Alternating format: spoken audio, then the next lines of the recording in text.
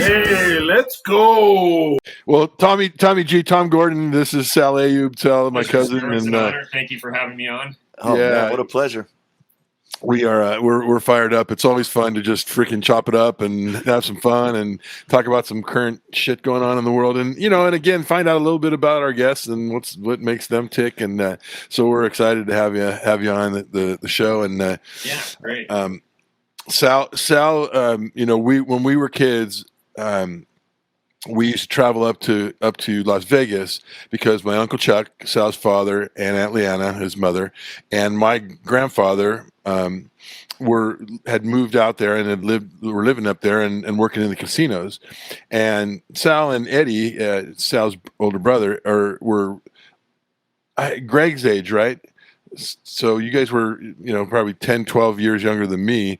So they were little kids when we were going up there and, running around in diapers and jumping off, climbing on the roof and, and get a call and Sal's on the roof and, all kinds of crazy shit going on, and, with little kids. And my Uncle Chuck and Aunt Leanna how old was Aunt Leanna when she had you, Sal? Yeah, she was actually 38. She was born in May of 33. That's one thing I wanted to stipulate too, and I told you, me, I told you on the phone, you guys are going to have to balance, between me over squirreling too much, but I wanted to get this out of the way before we start. Okay. You got me on as cousin Sal. I'm actually your uncle. Yeah. Well, to get all the twisted math in order. Yeah. Okay, Yeah. Chuck's mother, God rest her soul. Okay. Absolutely. She's my first cousin. So what we say in Arabic is, because we're Lebanese on that side of the family, is bint ammi. She's the daughter of my father's brother. So and this is quite a stretch. Chuck's grandfather, who would be my dad's older brother, was born in November of 1918. My father was born in April of 1922. So my grandfather was born in 1876. There was a 95-year difference between myself and my grandfather. So actually, even though Chuck was born in 61 and I was born in 71, I'm in the same generation as his mother. So, the same thing happened to me, Sal. I'm his uncle, even though he's got. But the funny thing is every time they used to come up to Las Vegas, my dad always had us refer to his parents as Uncle Chuck and Aunt Jen, right? Because out of an age respect, Like a respect, yeah. Instead of and same with Uncle Joe, or cousin Joe, who's actually your uncle, right? And my cousin. Yeah. So we got to stipulate that, but no. All right. Yeah. The same thing. The same thing happened to me. I'm the oldest of the oldest, so I have cousins that think I'm their uncle because I'm more closer to the age of their mom than I am to that. You know what I mean? It's the same exact thing except flipped. Yeah, it's just in this country, it's a respect factor for your elders, and like Chuck was saying, my mom was 38. My dad was actually he was born in 22 April 19th. That's a heavy date. A lot of stuff happens on that date. So he was 48, going on 49. Now the situation there was we always remember that. Okay, so your mother was the first grandchild of my grandfather. Right. And she was born before the war. Your Uncle Joe was born after the war. But that's why there was so much focus on her, And I actually have, I didn't pull out any of the pictures that are still in the living room, but I do have a couple good ones I'm going to end up showing you guys. No, yeah, but it was, your grandfather was actually out in Vegas first before my dad's, and your Aunt Alice, God rest both their souls. He was working at the Sands at the time, and my father and mother, because I've heard you say on previous podcasts, and especially the one with the Sarge, your father, originally from the Pittsburgh area, but so on your maternal grandparents moved to the Pittsburgh area from Lebanon in 1890. Wow. Now, the Willig side goes back. I think don't you have the family crest tattoo? I know Matthew's got one. Yes. Yeah. So, that goes back, the European lineages go back obviously because of the churches and the coat of arms, you can go back 1,000 years. Right. But, the one that we had for the Lebanese families, one of our cousins made up when he did the family tree. it's just got Australia, Lebanon, and the United States. But he was one of the first immigrants into the country, and basically moved to the Pittsburgh area, and he was kind of instrumental in. Now your parents were, your mother and your grandparents were in the Homestead area, so that's up the Monongahela, past Squirrel Hill. But they actually, he was in the Hill District area of Pittsburgh, which was where the former Civic Arena area was. And that, I was looking for it, Chucky. It would have been a fascinating document to show you. I actually have the eviction letter. Oh, wow. From the city of Pittsburgh, kicking our family out of the Hill District in 1959 by David Lawrence. Wow. Now, you ask anybody in Pittsburgh, yeah, he did a lot for the city. But, I used to ask my father, what do you think about Davy Lawrence? He said, oh, yeah, he did a lot for the city of Pittsburgh, but if I ever met him, I'd choke him. They sent him just to build the Civic Arena. Mm-hmm. And that was on Webster Avenue. I'd been to the Carnegie Museum, checked out all the files. Fascinating city, I got to say, and, me being in Vegas, regardless of all my travels, I think two of the major cities in this country that actually, in Pittsburgh, we've only been around, Vegas, we've only been around since 1905. Right. So we're young. Right. We got no right to say anything about anything because, as far as American history, but Pittsburgh, gosh, I think they incorporated in like 1814, but they go all, it's colonial. Yeah. So having the roots come from there, fascinating city, gorgeous, heading into the city through the Fort Pitt tunnels and just bam at night with the point and the fountains. So that that was kind of instrumental there. So let's not skip over this. Let's talk to me a little bit about. So talk about what you know about them getting kicked out of the city. It was just basically it was all for economic development. It was the Civic Arena was being built. I think that was 59. It's like eminent domain thing. Yeah. Oh, absolutely. Yeah. It was it's straight up on the letter. It's real concise, short and sweet. The city of Las Vegas hereby orders you to vacate the premises. And now our Uncle Tommy, you remember Uncle Tommy? Of course. Okay. Now, it's addressed to him because let's see, grandfather died in December 26, 1942. Then our grandmother passed in 45. I do have a lot of dates. Okay? Yeah, that's pretty impressive, man. I'm doing the family tree thing. No, so the person that was actually I wouldn't say in charge, but who was willed the property was Uncle Tommy. Then I'm sure you remember Aunt Vicky. Yep. Because you were obviously back east before your folks moved out out west. Uh-huh. But that was, and they all went to the Brookline area. You had some in Aliquippa already. But it kind of scattered everywhere. But you had mostly blacks, Italians, Jews, in that entire Hill District area. But I mean, if you look back at some of the pictures on the slides, it was kind of a slum. Obviously, I mean, a lot of people don't realize. Now that's one thing too. Not to squirrel, but if anybody's from Pittsburgh, we use Carnegie instead of Carnegie. You had the Carnegies, the Mellons. Obviously a big steel town. So all the bankers, that you hear about, the J.P. Morgans, the Paul Warburgs, all that, they were focused in New York and all the major cities. But Pittsburgh was kind of a hub. And, so that's what happened. Basically, my folks, they met in, I can't remember the exact year, but they got married in 68, September 27th, 68. Right. And all my cousins considered my mother a white girl because she's German descent, German and Ukrainian, I guess you could say. But then they moved out. Let's see, I was actually born in East Liverpool, Ohio, because the panhandle of West Virginia is close to Steubenville, and that's how my dad got in the casino. I'm sure we'll talk about my father. He dropped out of school in the 9th grade, started driving a truck and running numbers for the mob. And I really don't know too much, to be honest with you guys. I really don't know a lot about him because, he just didn't really, I don't know if it's not because he wasn't proud of what he was doing, but he kind of led the uneducated lifestyle.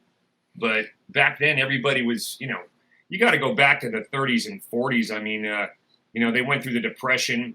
Mm-hmm. Everybody still had a proper alignment regardless of your political stance or your caste in life, everybody was American. There wasn't, that's one thing that bothers me nowadays, these hyphenations.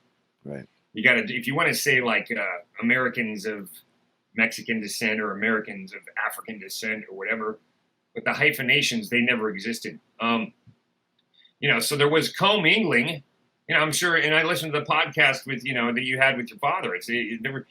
There wasn't any, they had their certain parts of town, but as far as I know from the Pittsburgh thing, yes, there was a lot of, the Lebanese the Catholic community was together.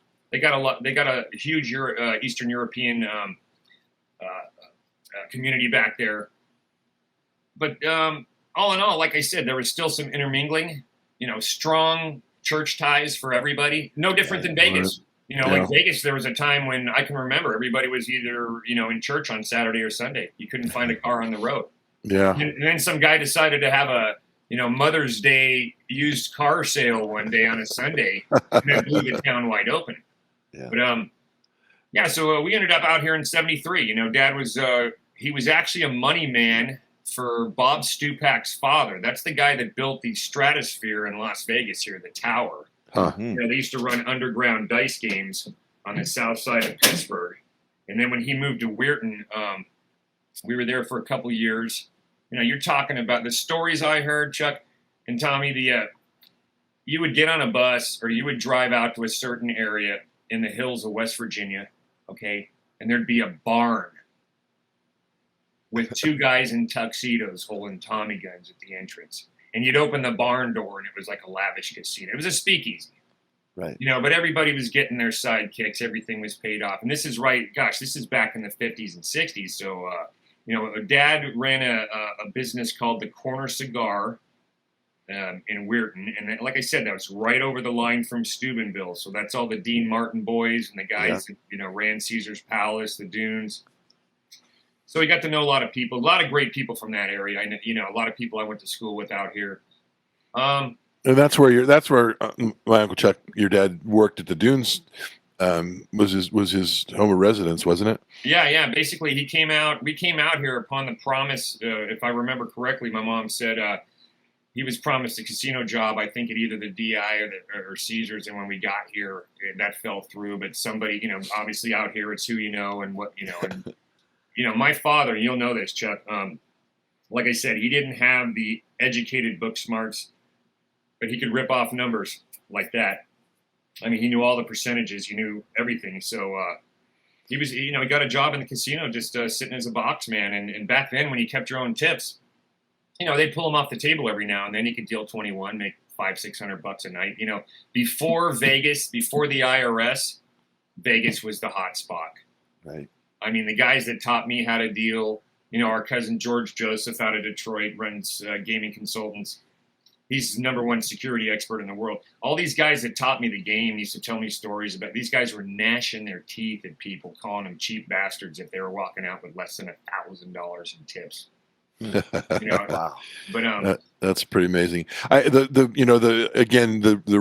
relationship with my uncle and Sal and Eddie and Aunt Leanna and stuff was, my Uncle Chuck was the throwback. We were California freaking flip flops and stuff, and my Uncle Chuck was always dressed, always with a shirt and tie, mostly, or a shirt and coat, and always had that style to him, and he would talk to every single person that we came across. That's right. I mean, he would connect with everybody, and it was so funny because my mom and dad would tell the stories.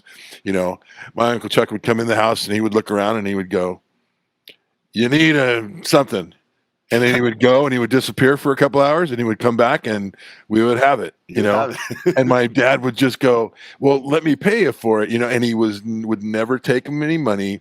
He would show up with cases of paper towels, and stuff. And he was just like that with everybody. He had such a way with talking to people, and it was fascinating to me as a youngster to go out, and especially the times I was with my grandfather and my uncle, the brothers.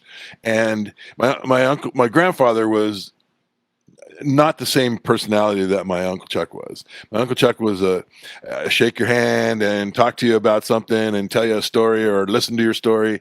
My grandfather looked like he could barely, he wanted out. He wanted, let's go freaking, let's go have a drink or whatever it was. I mean, it was so funny that they were brothers, but he was so fascinating in the fact that he could just capture our attention and tell us stories about things, and you just go, wow, that was like something from back in time, and it was really an interesting dynamic. We always got excited when Uncle Chuck was coming. It was really neat. It's funny you mentioned that about, like, I think it has a lot to do with the Depression.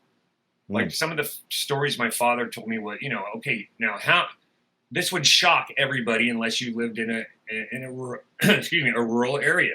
My father, he 5 cents. It took a nickel to go to watch a silent movie, get a bag of popcorn and a Coke. Okay, now I'm a young kid. Like I said, he's 48 years my senior. That's one thing, I think it had a lot to do with him. He was head usher at St. Viator's Church for 33 years in town here. My mother was librarian for 17. So, he controlled the money. He was head usher. But I think it had a lot to do with the Depression. So, I still have some of the devices that he purchased. He was always hip on the newest thing. Yeah. Like they had this place in town called Union Premium, and you could always get a I mean, I got 50-year-old stereos sitting in storage in the house here. I just can't get rid of them. It's not a hoarding thing. It's like a sentimental thing. Sure. And these are the kind that still have the tubes. The capacitors in them that if you unplug it and you touch them, they'll send you back 6 feet to the hospital. Nobody, everybody's, and look, I lost my phone about 3 months ago, so I went back to the Stone Age. Attaboy. So there's, and look, I got the camera covered, so, but it's something like that. It's just that you're right.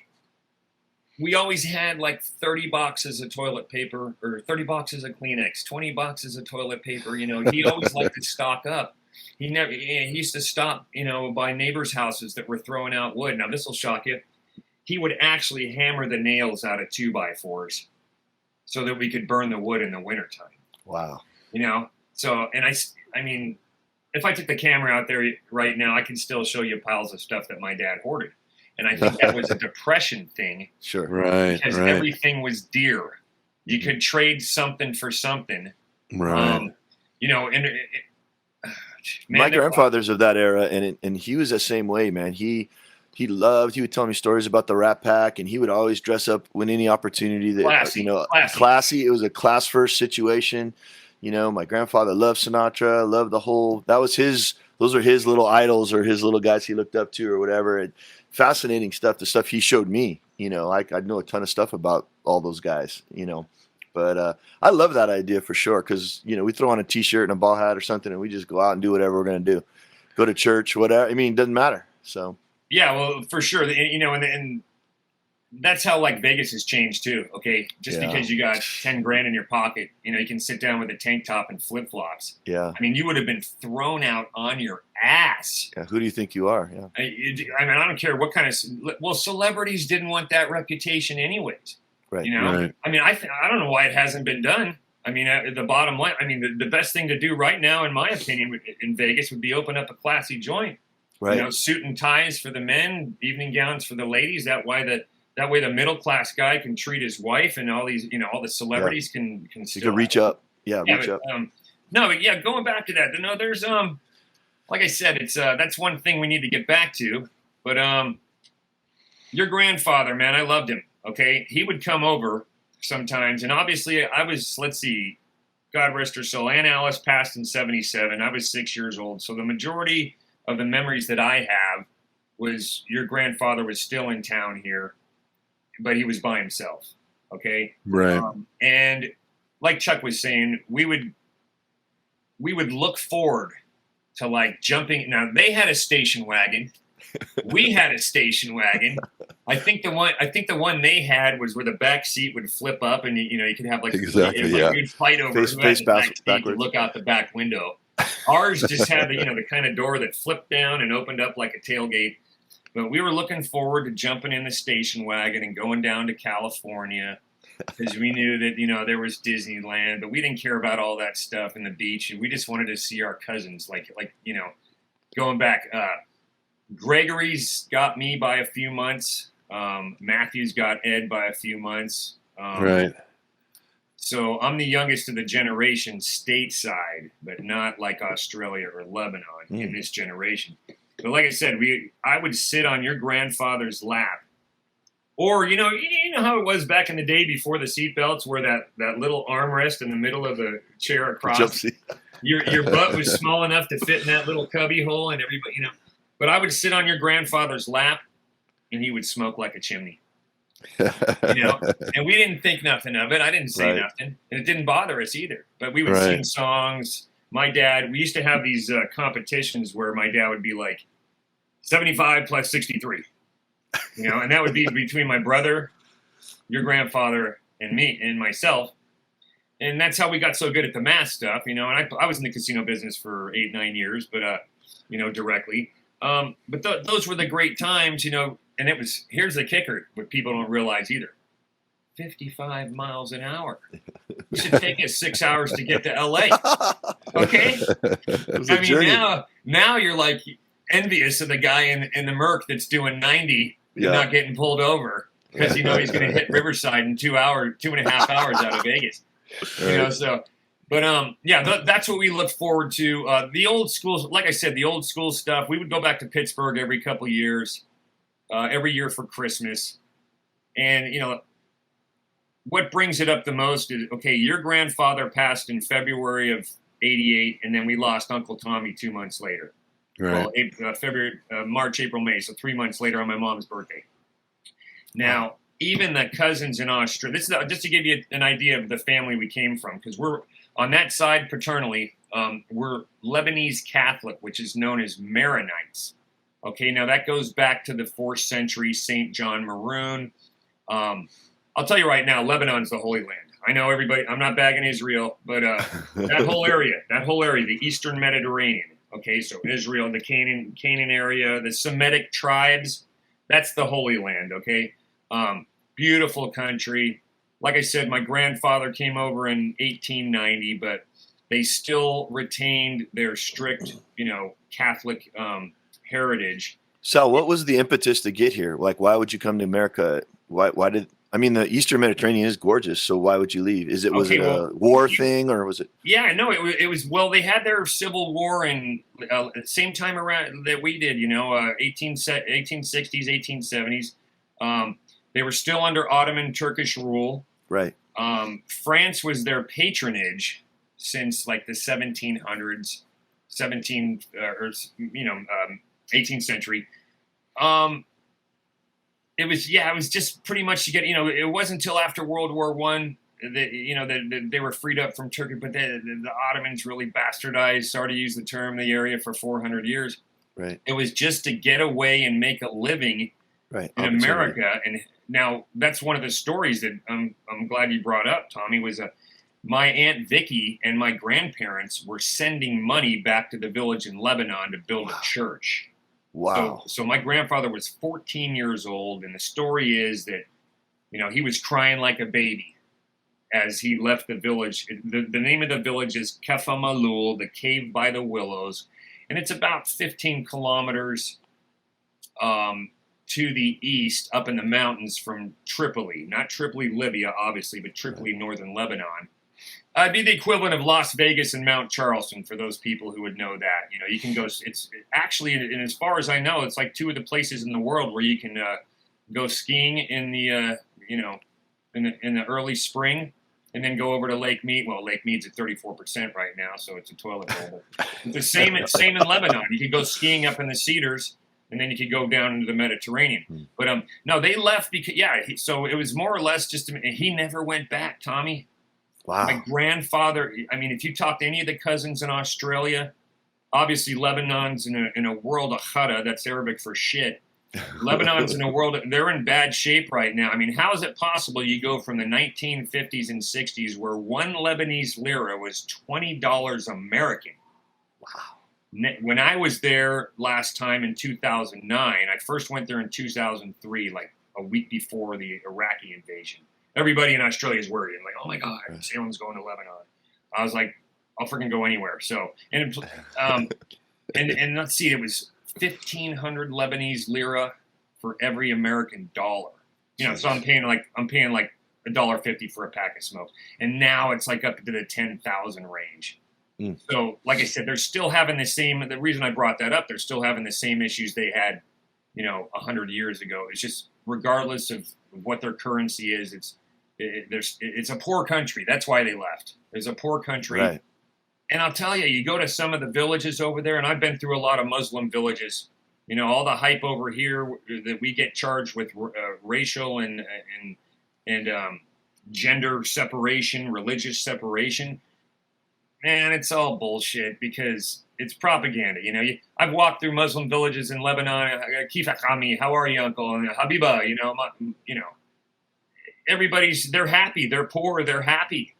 It's the scumbags that are sucking all the money dry. The politicians and the military guys. Wow, does that sound like anything familiar? So I mean, one of the things I wanted to bring up, I was going to tell you was, we always thought that Aunt Vicky was our oldest relative, our oldest, okay?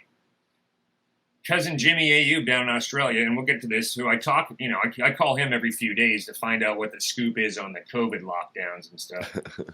He was doing a family search. He actually found a document from our Aunt Vicky was born in 1905 and she died in 73.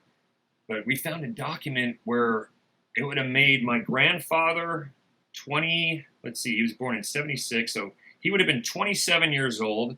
My grandmother was born in 1880. No, sorry, she was closer to 1888. So she would have been 16 or 17 years old, and they had their first child, Sikor Ayub, Cicor, and that's Arabic for sugar, Sikor. We're thinking sugar or sweetie. He died 4 months later. Oh, wow. Yeah, so Jimmy actually discovered him, and everybody should do their lineage. You got to trace as much. Now I don't know about as far as submitting DNA, but so it was an infant mortality rate of 70% at the turn of the century. Yeah. Right. And so you got to figure we had our grandparents, your great grandparents had. Let's see, there's Stickler, Vicky, Salem, Edward, Tommy, Bobby, Chucky, well, actually Helen too. So that's 8. Wow. That's 8 siblings, 8 children, and only 6 of them made it, to adulthood. Then, Uncle Eddie passed in 59. He was the youngest at 46, but Dad made it to 91. You know that. Well, Yeah. Sorry if I'm squirreling off too much. No, it's fascinating. I mean, two things that pop into mind is there's such a vast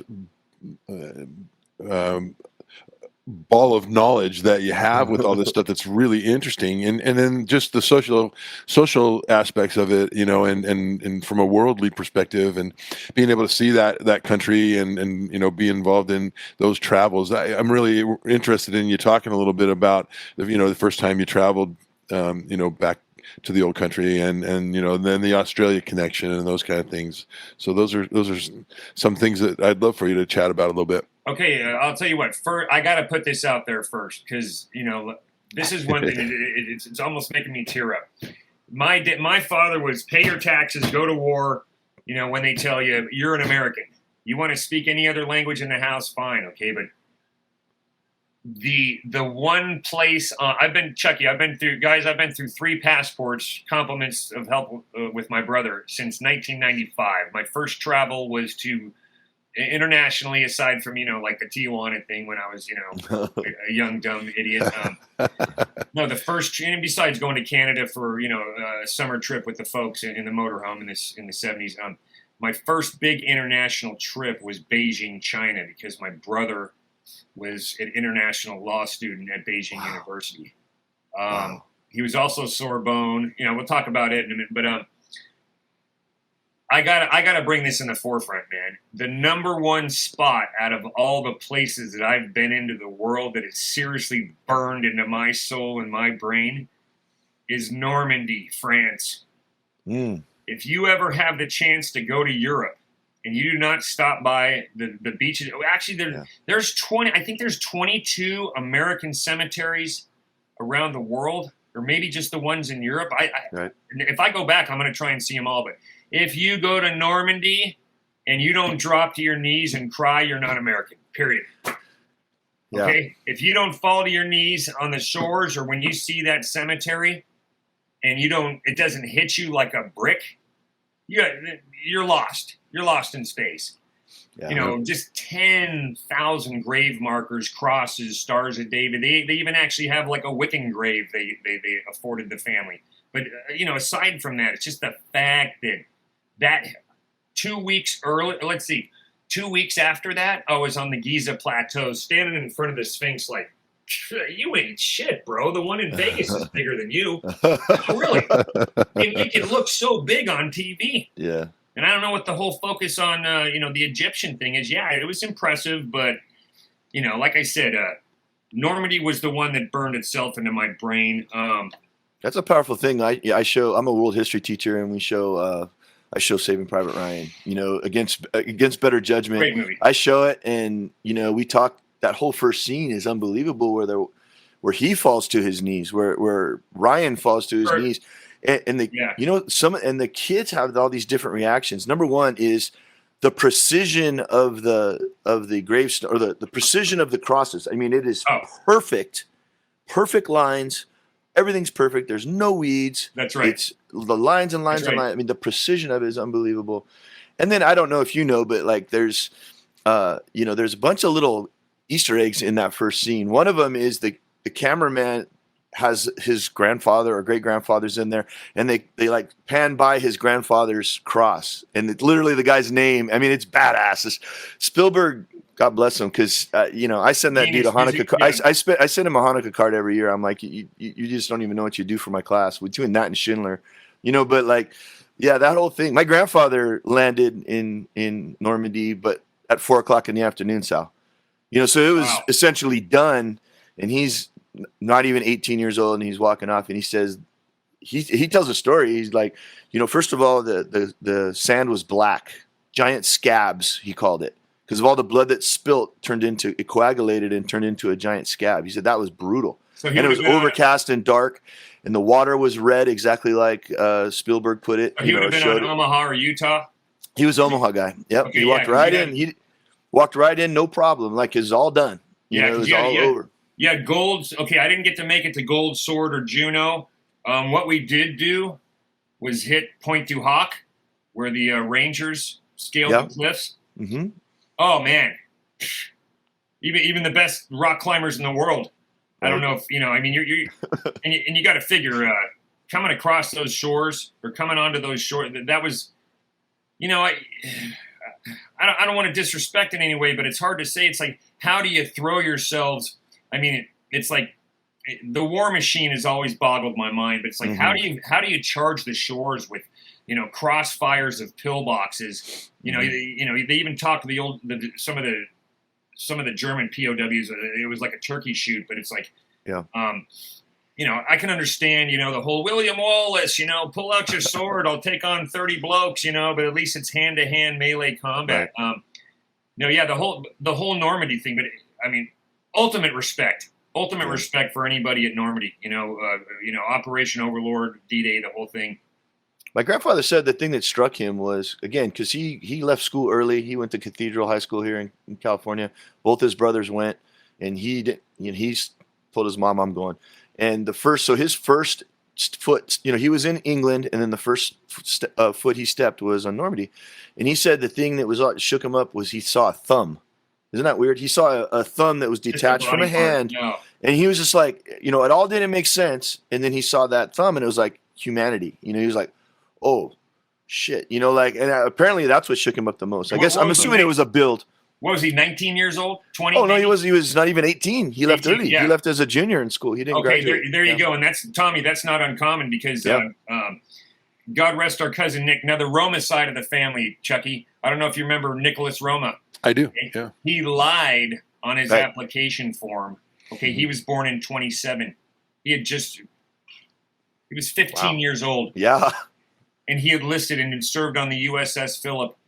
Which There was a lot of that with the sailors, wasn't there? A lot of young sailors. In the Pacific War, yeah. It was easier to get into the Navy. Now, my father was rejected because he was underweight. Okay, I actually have, boom, I got to show you this, okay? There you go. Let's see. So you got cousin Nick. Now, is that my brother with a broken nose in the middle? Wow. That's amazing. Cousin Nick's right here, okay? And that's Hussey.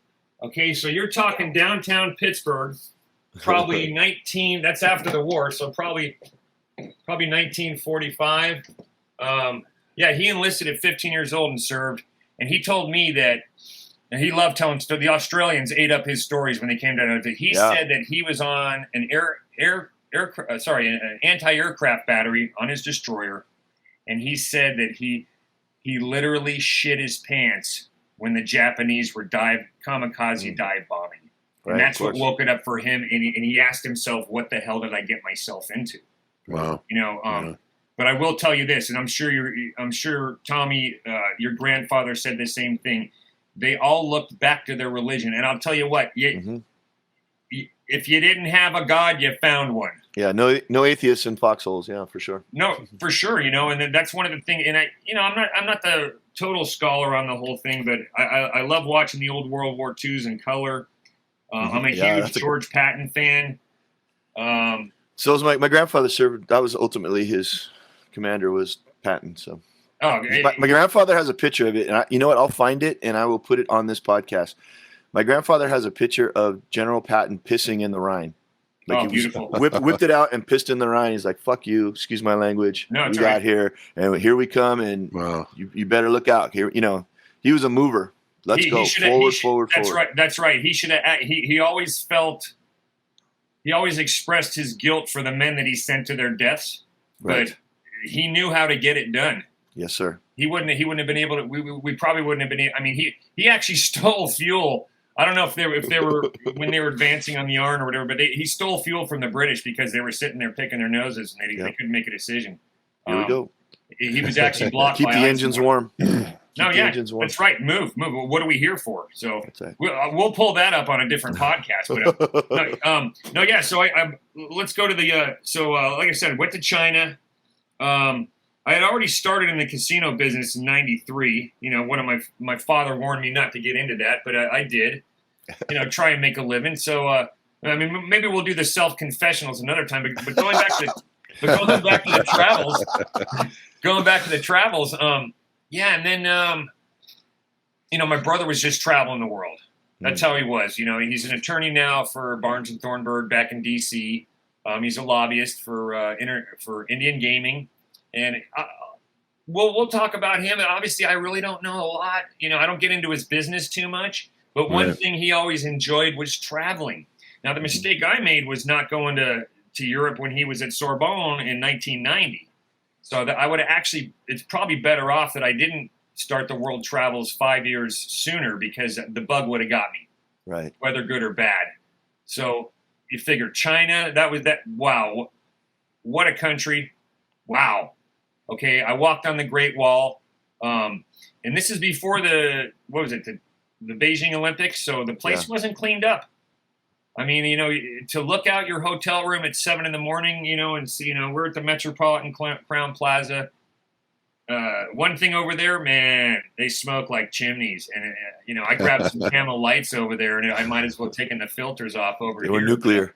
I mean, you want to make $1 million, go be a dentist over there, but right? You have lines out the door. No, but then I looked out the hotel room a couple hours later.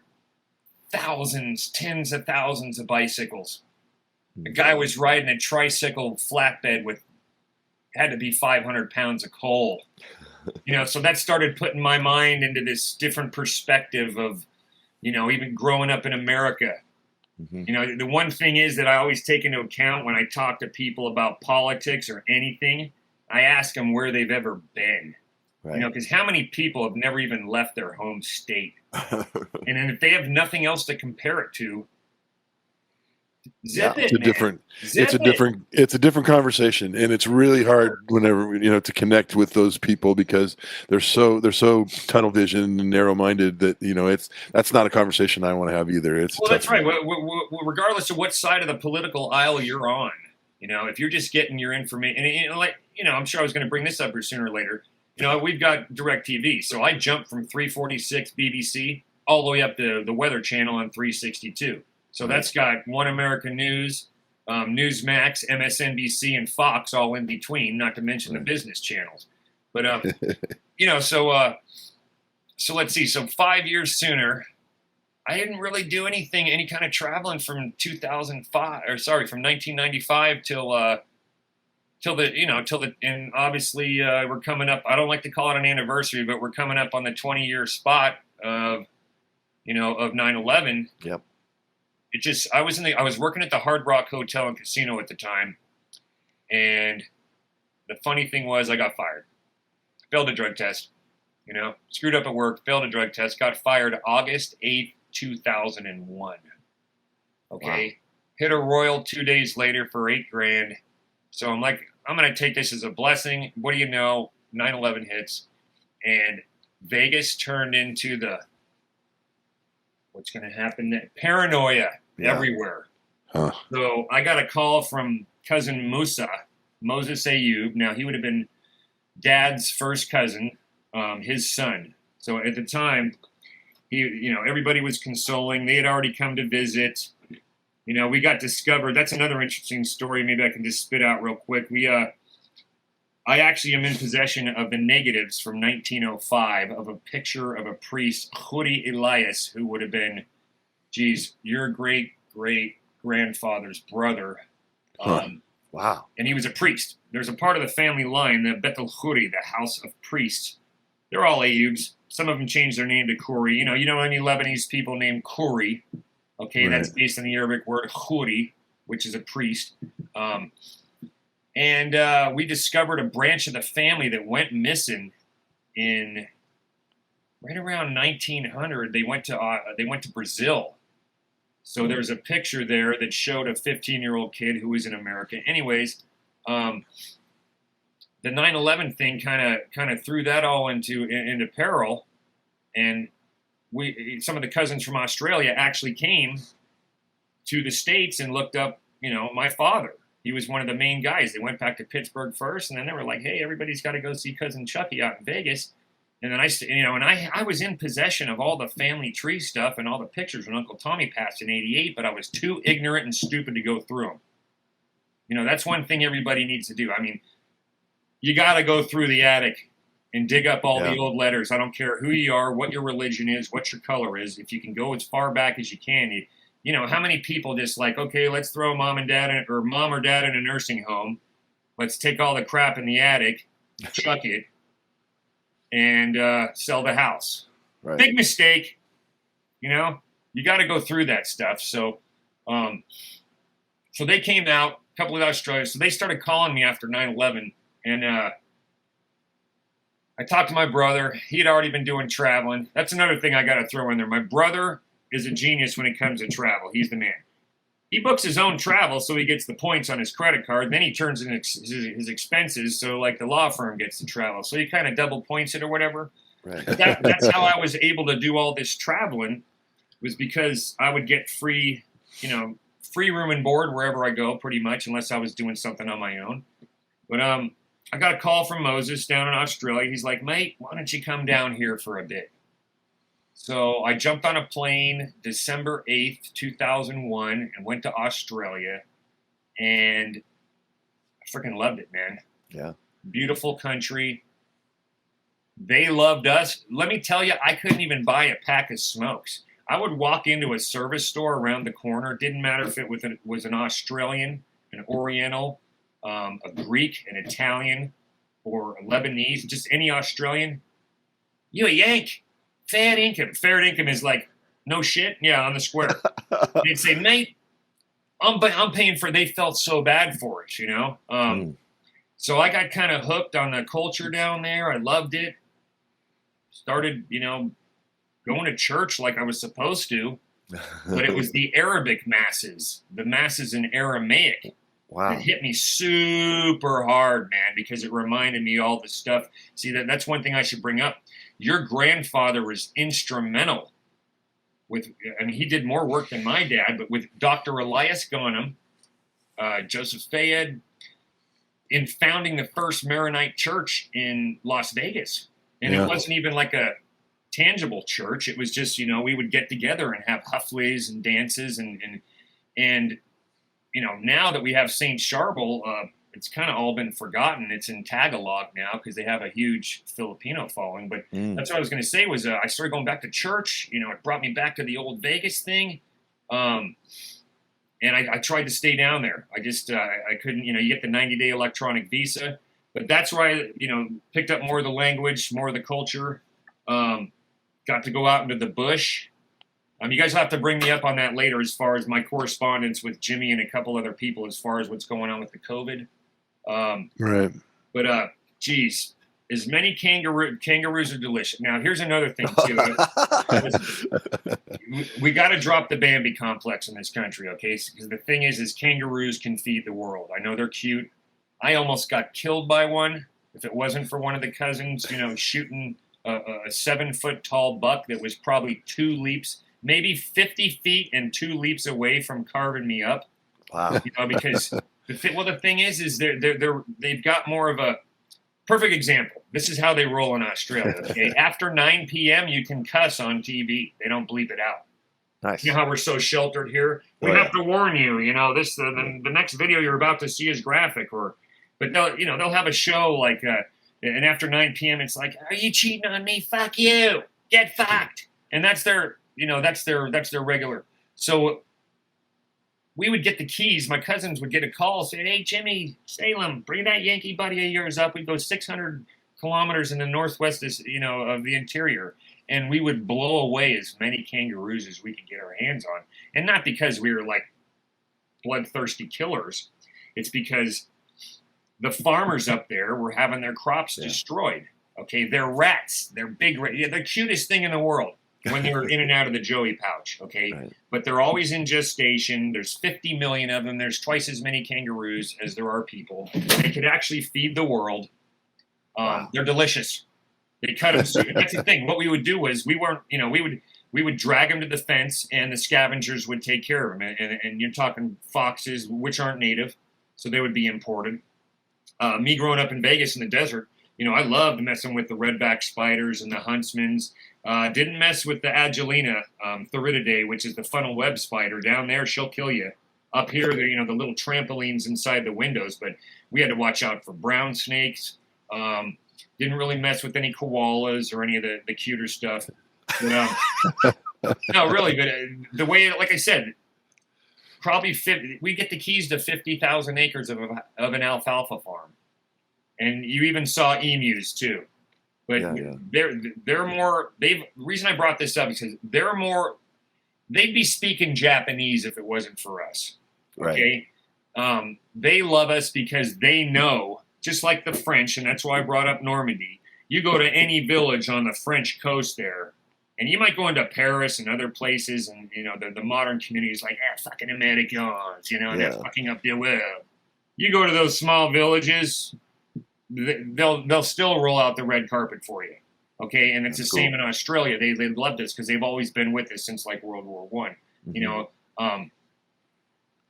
It's funny. It's funny, Sal. I've been to Paris a couple times, and the first time I went, I was told 2 things. Number 1, don't wear white tennis shoes because the idea is an American right from the start. Yep. And number 2, learn 3 or 4 phrases and speak them generously. And that's what I did. And I was told by everybody that I knew how horrible it was going to be, how you're going to hate it because they're going to be mean. And I swear I've never been so, people have never been so gracious.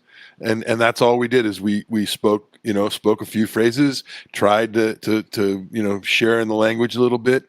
We're quiet and not loud and obnoxious, and people treated us wonderfully. I had an amazing time. For a long time I wanted to go live in Paris. I thought that was the irony is you like white shoes, Chuck. What's the deal? I know it was torture. I got like 62 pairs of white shoes. White sneakers, man.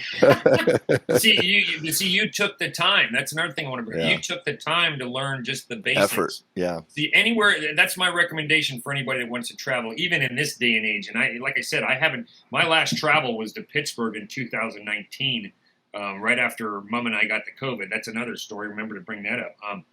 But I recommend to everybody, you got to learn like the basics. You have to learn money or some basic number. You have to learn the greetings, and you got to learn the basics on food. And then once you do that, they won't label you as your typical, right, tourist. Hey, they're here just to exploit our tourist industry, because they saw something in Hollywood or on the movies. I still haven't been to Spain, Italy, or Greece, but but like I said, everywhere else I've been, even China, just learn how to, it's just you just learn how to say thank you. You do that, you'll get ahead of the game. And like I said, I didn't have any problem. So going back, most of my travels, like I said, were 20 years ago, 15 years ago. Out of Australia, I came back home. Now you'll remember this, Chuck. Okay, this is where. Well, wait a minute. Now there's a story in between there. You had some trouble getting out of there. Okay, that's where I'm getting to right now. Okay. This is where it gets good. So I go down to Australia, and I'll be honest. God bless her. She's married with beautiful children now. But I fell in love with a girl, or I was chasing a girl.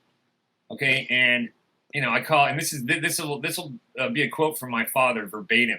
I called home, like I probably got like 3 or 4 weeks left to go. My visa's going to expire. So I get down there in December, January, February. I got to be gone by March, okay? I actually went down, and I got a slight extension, but I get a call from Ed, and he's like, hey, we're going to throw a surprise birthday party for Dad on his 80th. So this is 2002, spring of 2002, April.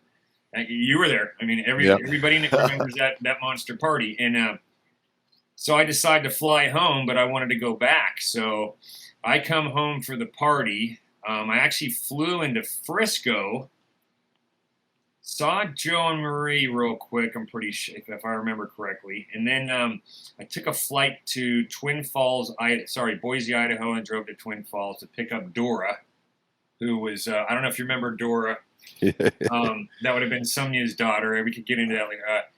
And I picked up her family, and I said, hey, why don't you come down, because, for the party. So we drove down to Vegas.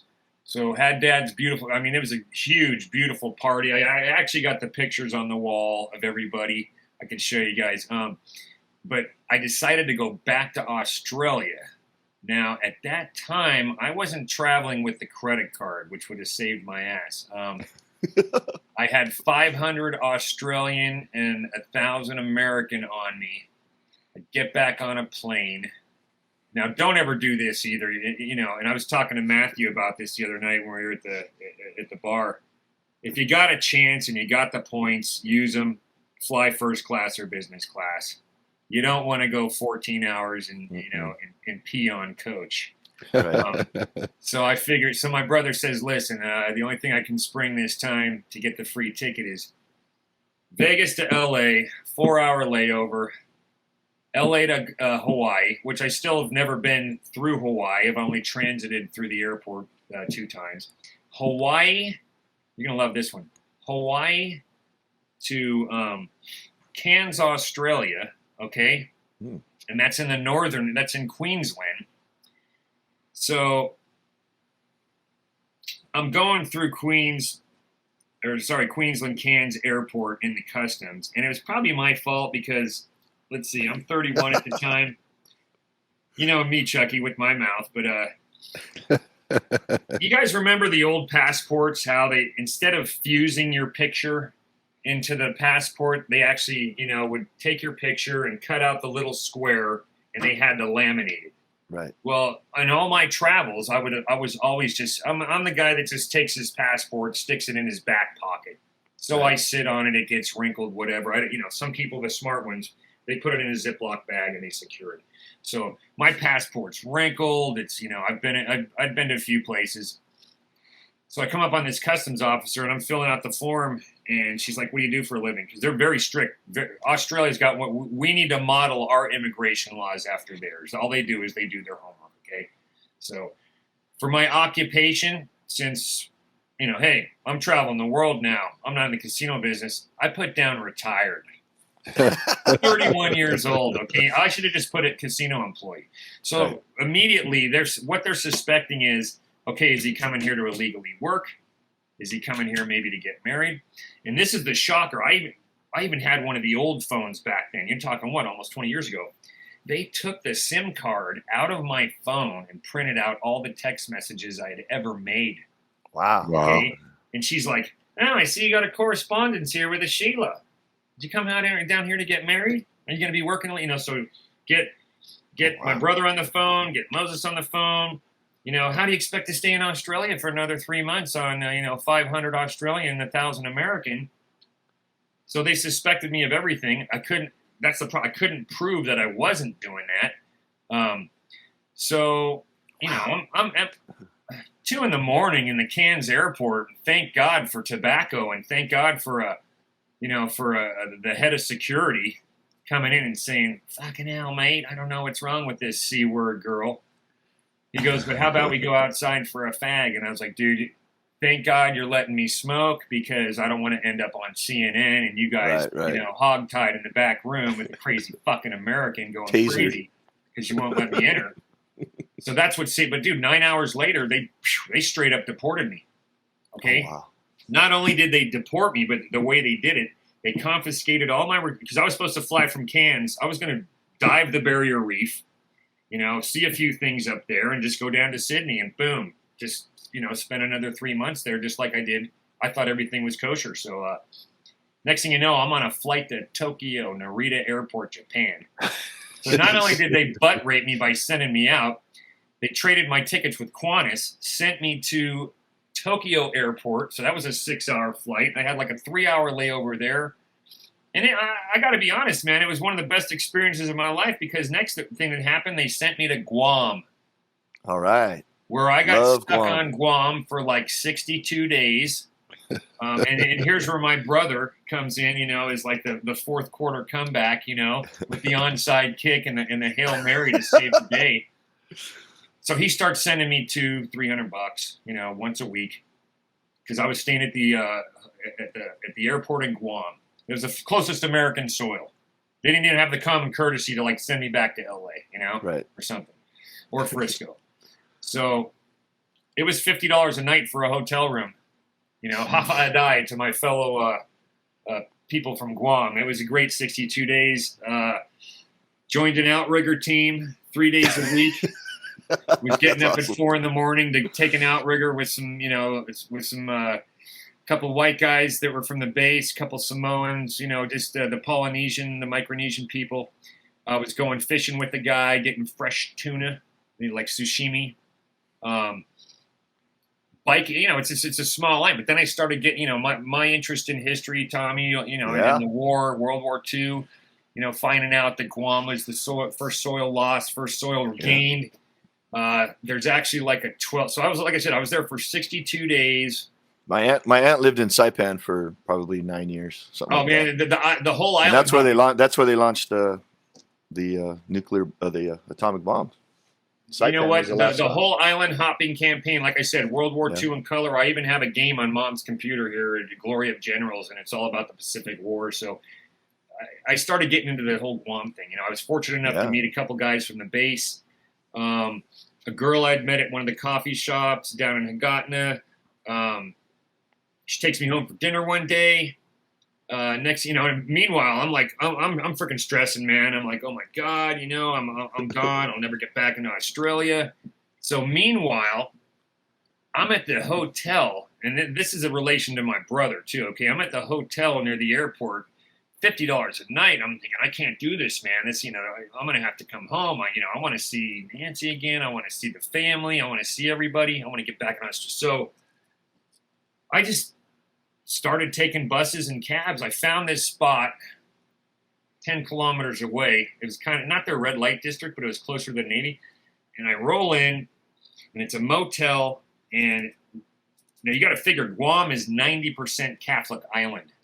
Okay, founded by it was discovered by the Spaniards in like, gosh, the 1780s, something like that.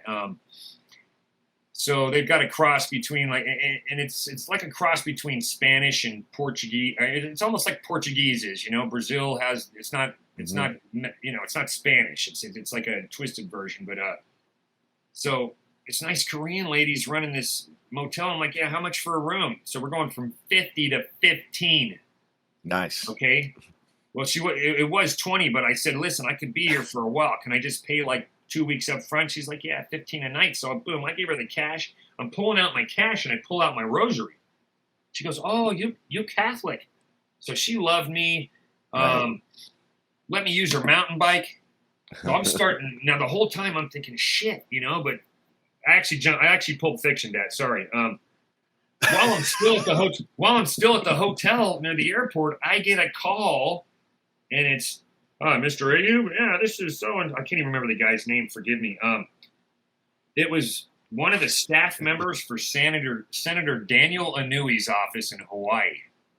He goes, we just got off the phone with your brother. We've been ordered to get you a new passport and a Get new you visa. going. Just chill out. We're going to get you back in Australia. My brother was working for Harry Reid at the time. And like I said, regardless of your political distinctions in this country, I'm an NPA myself. I got no party affiliation. But I got to stick up for Harry Reid because he saved my ass. The two things he did for me as a Nevadan is he kept fucking glow trains, nuclear waste from coming to Nevada, and he saved my ass in Guam. You know, getting back in Australia. So I call from Daniel Inui's office. And we're talking within a couple days. You know, my brother called him immediately. Oh, my brother, you know, Senator, my brother fucked up again, you know? Right. So, and next thing you know, and then we started, my brother wanted to get the process started sooner, but we kind of delayed it. Like I said, I was there for 62 days, but, so I ended up going to this new motel. Like I said, boom, 200 yards from the water, close to the naval base. I mean, it's like I said, it was beautiful. You know, it was like another world. Okay. But I actually dropped down. It was kind of an epiphany, man, because I dropped down and I'm thinking to myself, you know, I said the rosary on black coral, and I did it slowly and sincerely for like 30 minutes till like my knees were numb. And I'm 20 feet away from the Statue of Liberty, that is a mini Statue of Liberty that faces America. Wow. You know, and you're talking about a handful. I think it was like 99 soldiers, Guam people, you know, people of Guam that tried to defend the Japanese. They just got slaughtered, you know, because they were American. They considered themselves American. And I'm thinking, where should I be? You know, where should I be? And that's probably why I didn't end up in Australia. You know, I was actually dead set on getting down there, meeting a nice girl, you know, whatever, and trying to live down there. Because I told my dad, like I said, the quote, I said, Dad, I'm going to stay in Australia. I want to go back. And he said, oh, yeah, shit, this is right after 9/11. You got to figure 6 months. He goes, sure, the ship's going down, jumping just like a rat. So my father even knew that something wasn't right, you know. But I was there for 62 days, met a guy named Earl Proger, owned a car wash. That's who got me on the Outrigger team. And what do you know? Boom. Just, 4 weeks after that, I actually stayed an extra 2 weeks because my brother we couldn't schedule anything. You know, it was right after 9/11, no flights, nothing. Yeah. I went through a Class 5 typhoon. Okay. I saw palm. Now, Chuck, you know our backyard. I can, you know, they're 75 feet now, but I saw palm trees getting ripped out of the ground. The girl I met at the coffee shop, her dad was a master staff sergeant at the base. He calls me up. Sal, grab your shit. You're coming to stay with us. I'm thinking, man, sir, I didn't put my hands on your daughter. And he's like, no, we got to type in, you know, no, really. And he's like, no, we got a storm coming in. You need to get the hell out of that motel. Yeah. And good thing we did because this thing hits, you know, he actually, you guys know those construction guns that shoot, you know, take 22 slugs and shoot the bolts into concrete. Yeah. He actually threw a towel over the front hood of his like F-250, whatever it was back then, and he bolted his frickin' truck to the driveway, locking the garage door, Okay, and now he Nice. was on the base, right off the base. He had a concrete cinder block house, and I'm thinking, what the hell's going on here? You know, I've been through storms, but nothing. Okay, you know, these are tropical islands, so they had typhoon stew, and we were playing skip bow and Uno in an open garage. Just think of just a typical American garage, looking out in the driveway, and I'm frickin' watching houses, you know, corrugated aluminum houses rolling by like Lego bricks and cardboard boxes, palm trees like the ones Mexican fans getting ripped out of the ground. And I'm just sitting there going, okay, then here comes the eye. The eye comes over and he's like, listen, you got about 5-10 minutes, maybe 15 tops. Cleared out every insect on the island for like a week. You know, when they say the eye of the storm, man, it is eerie.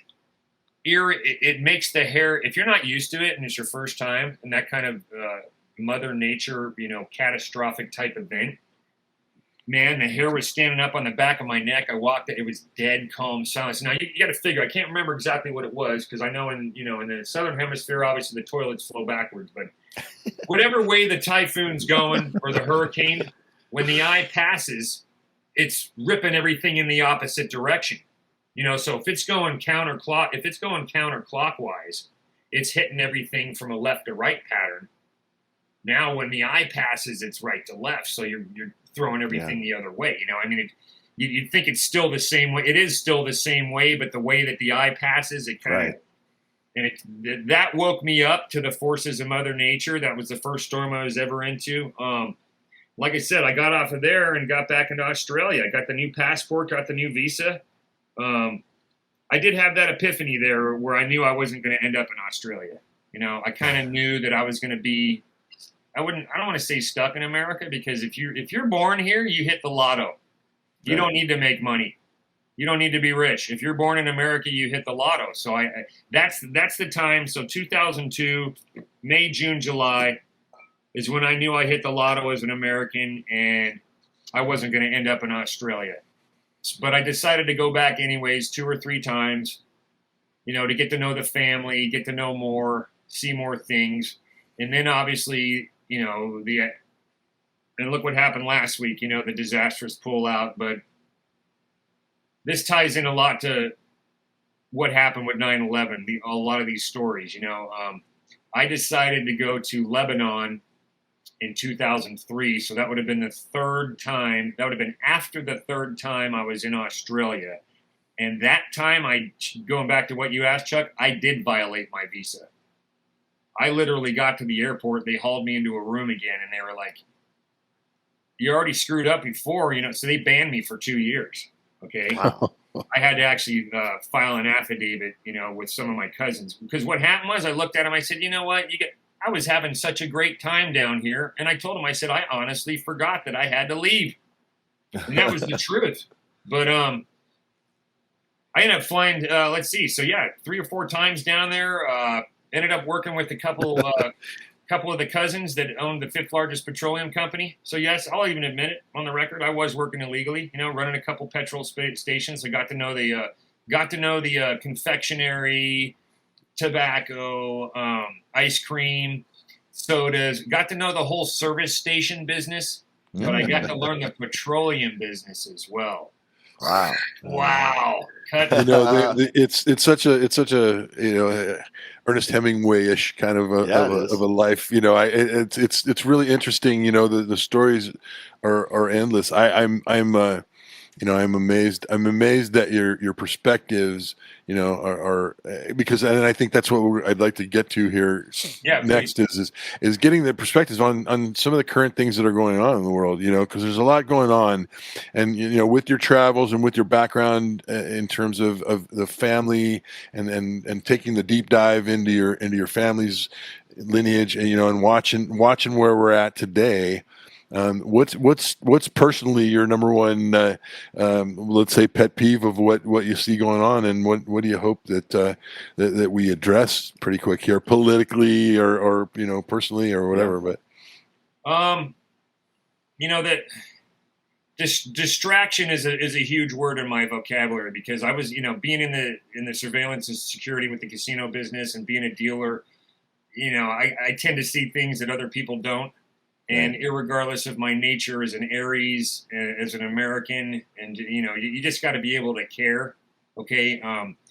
Yes, I do see that. I just love that you throw Aries in there. That's fantastic. Well, ruling the head and being a fire sign, we're kind of culturally forced submission in this day and age. And it's hard for an Aries to be a real Aries. It's kind of frowned upon because, well, how should I say this? Okay, like I said, distraction. All right. I don't want to get anybody hurt, and I don't mean that in a physical sense, but my father always said my mouth would get me into trouble, but it's not so much, because I was voted most outspoken out of high school. But the hardest thing in life is to know thyself, and hey man, just opening my mouth. Yeah, I've had my ass beat before. You've been shunned, whatever. But sometimes you got to speak out in certain matters. And like I said, my big thing is distraction. There's so much going on right now, but it's all about the truth, right? It's sooner or later the truth comes out. Traveling the world, seeing how other places are. Perfect example. Okay, growing up in Vegas when I was working. Okay, I actually worked for Full Tilt Poker. This is fast forward into 2011. This is another job that Ed got me in on. This is when Full Tilt. This is obviously the UIGEA was signed in 2006 by President Bush. The Unlawful Internet Gaming Enforcement Act. But these guys were making money hand over fist. But anyways, what I'm getting at is I went to Atlantic City for the Brigada tournament. And one thing that always got me was, oh yeah, Atlantic City's a shithole, compared to Vegas, compared to what? And I was walking around the boardwalk and taking pictures of all the historical buildings and stuff like that, and I didn't think it was too bad. But yeah, there were certain parts of town where I had to put on a facade because you get treated bad. But growing up in Vegas, man.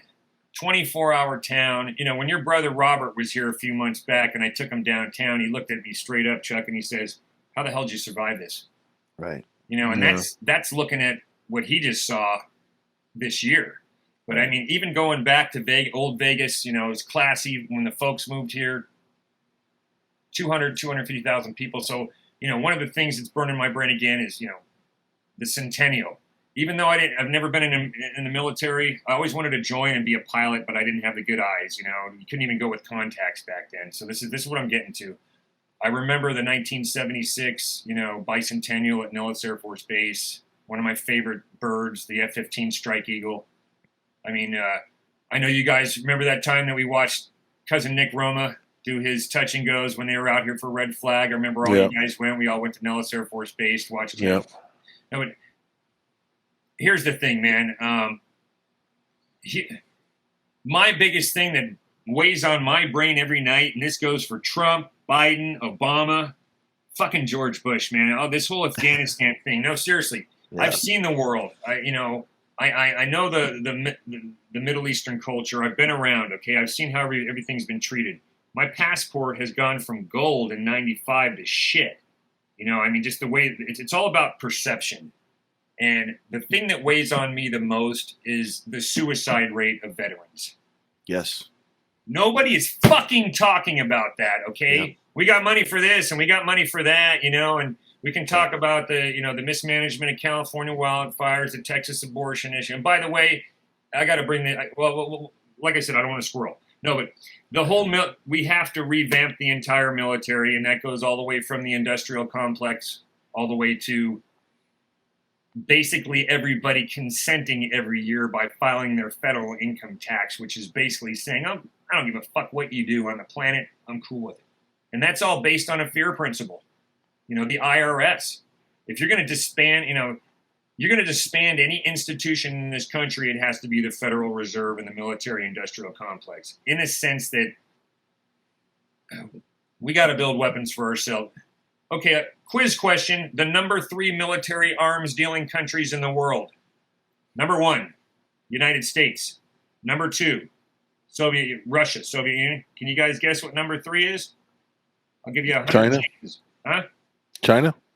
Sweden. The small country of Sweden is number 3 on the arms sales. See, nobody talks about this. And like I said, I don't want to get jumped by all of, the entire Willard clan. The sports distraction thing. Think about it this way.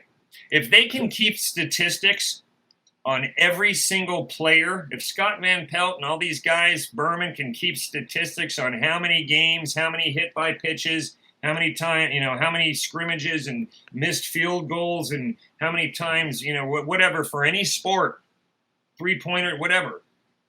Where's the focus on the statistics for politicians on how they vote? Who do they go to dinner with? Right. What bribes? Even when I talk to my brother about the lobbying side of politics, okay, Right. They basically, I said, where's the legality in it? And they kind of, I don't want to say hide, but it's under the petitioning the government for a redress of a grievance. Right. That's their excuse as a First Amendment lobbyist. Now, I can understand addressing a grievance, but redressing a grievance means that's harm already done. Okay, so, and I got to give full disclosure, okay? And it's not because of a lazy factor, and this brings my father back into the picture, okay? He actually third-partied me in 1999 with the IRS, which turned a $400 debt into an $8,000 payoff. I haven't Jeez. filed federal income tax since we illegally invaded another country without a 2/3 declaration from Congress. Okay, and like I said, this I'm not bagging on any military people. It's just I think we should have stepped back for a second and examined the situation before we jumped into the mess too fast. But that's, if you look at the history of this country, there's too much emotion involved. Okay, I mean, it's got to get real after a while. I mean, we can't keep falling for the same ploy. I'm not, I don't have all the facts, but obviously that's opinion. The military answer isn't always the answer. I mean, look what just happened this week. Okay, I mean, seriously though, man, you got to read The Art of War. I mean, but it's just basic. Even the foot soldier knows you don't pull the troops out before you get everybody else out. All the toys we left behind. I mean, and all this is a debacle. I mean, I don't know how, so that's what's weighing on me the most is obviously the stuff that you see on TV, but what concerns me the most is just everybody's just stringing along now just to make a living, because look at the price indexes that are going. We're getting hit from all angles now. I mean, it's not just the COVID. Dude, we're over $4 gas here in Nevada. That's crazy. My state motto is all for our country, and we're getting our asses kicked. And you know what? Californians are taking a lot of the blame for that. You guys are coming over here with cash, buying up properties, throwing $100G in the bank, and getting a car for the Mr. and Mrs. and still having cash. But the reason why they do that is because they know people will pay it. But everything's jumped up $4 or $5. Yeah. Like I said, the main things that are weighing on my mind is our military. I don't think and this goes to my, I'll tie it in with local politics as well. In my opinion right now, we don't have a commander-in-chief federally. I don't have a governor on a state level, and I definitely don't have a sheriff. Dude, this is the wild. I've been here since '73.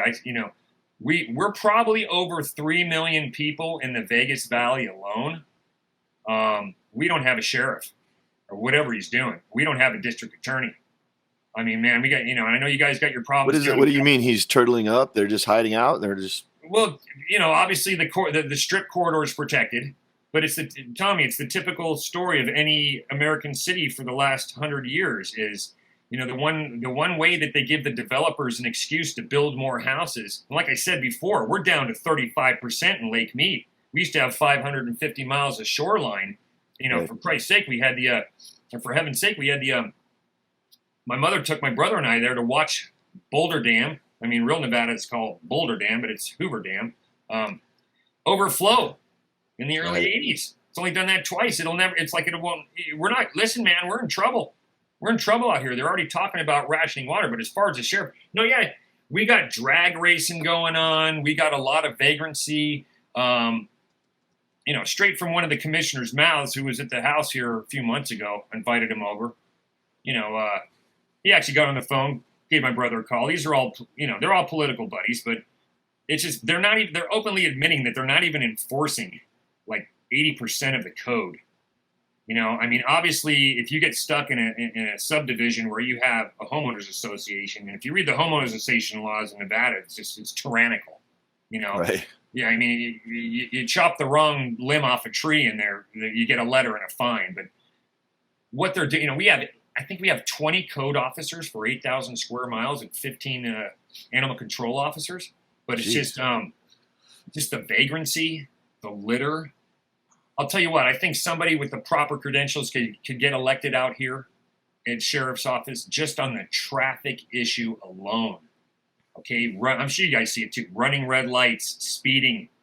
I mean, everybody's got, these young men that drive. I mean, we had car clubs when we were in high school, right? That kind of stuff. I mean, I had the station wagon. I put a couple speakers in and a nice deck, and I thought I was good playing Iron Maiden. Right. I was the funny guy because I had the 8-track. Okay, it had the plug-in with the tape. Okay, so not only am I listening to 8 tracks of Jim and Tommy Dorsey, and Perry Como and stuff, because that's what I grew up on. But I also had the AC/DC, the Iron Maiden, and the the Scorps and stuff like that. But I wasn't taking my lifeguard paycheck and sticking it into a 6-foot whale tail with the nitrous oxide. And these guys are doing burnups all over the area, and not to mention, I mean, we're going to probably pass up Chicago soon. See, one reason I'm bringing this up, one thing about Vegas, they lie. Like, I am exactly sure that the Weather Channel probably gets paid off to not tell everybody the true temperature in Vegas, because it would hurt the tourism industry. I mean, that's obviously a hypothetical, but and the crime rate here. So, like I said, they secure the corridor on the Strip, and there's certain parts of town, like any other American city, the outskirts, the suburbs, so to speak, because we're in a salad bowl here. This is a valley. Right. We can only build so far. They can only go to the northwest, the northeast, and the southeast, southwest anymore. Henderson's incorporated. Clark County covers 8,000 square miles, but that also takes into account North Las Vegas, Henderson, and Las Vegas. And doing some bail bonds work with some friends from high school.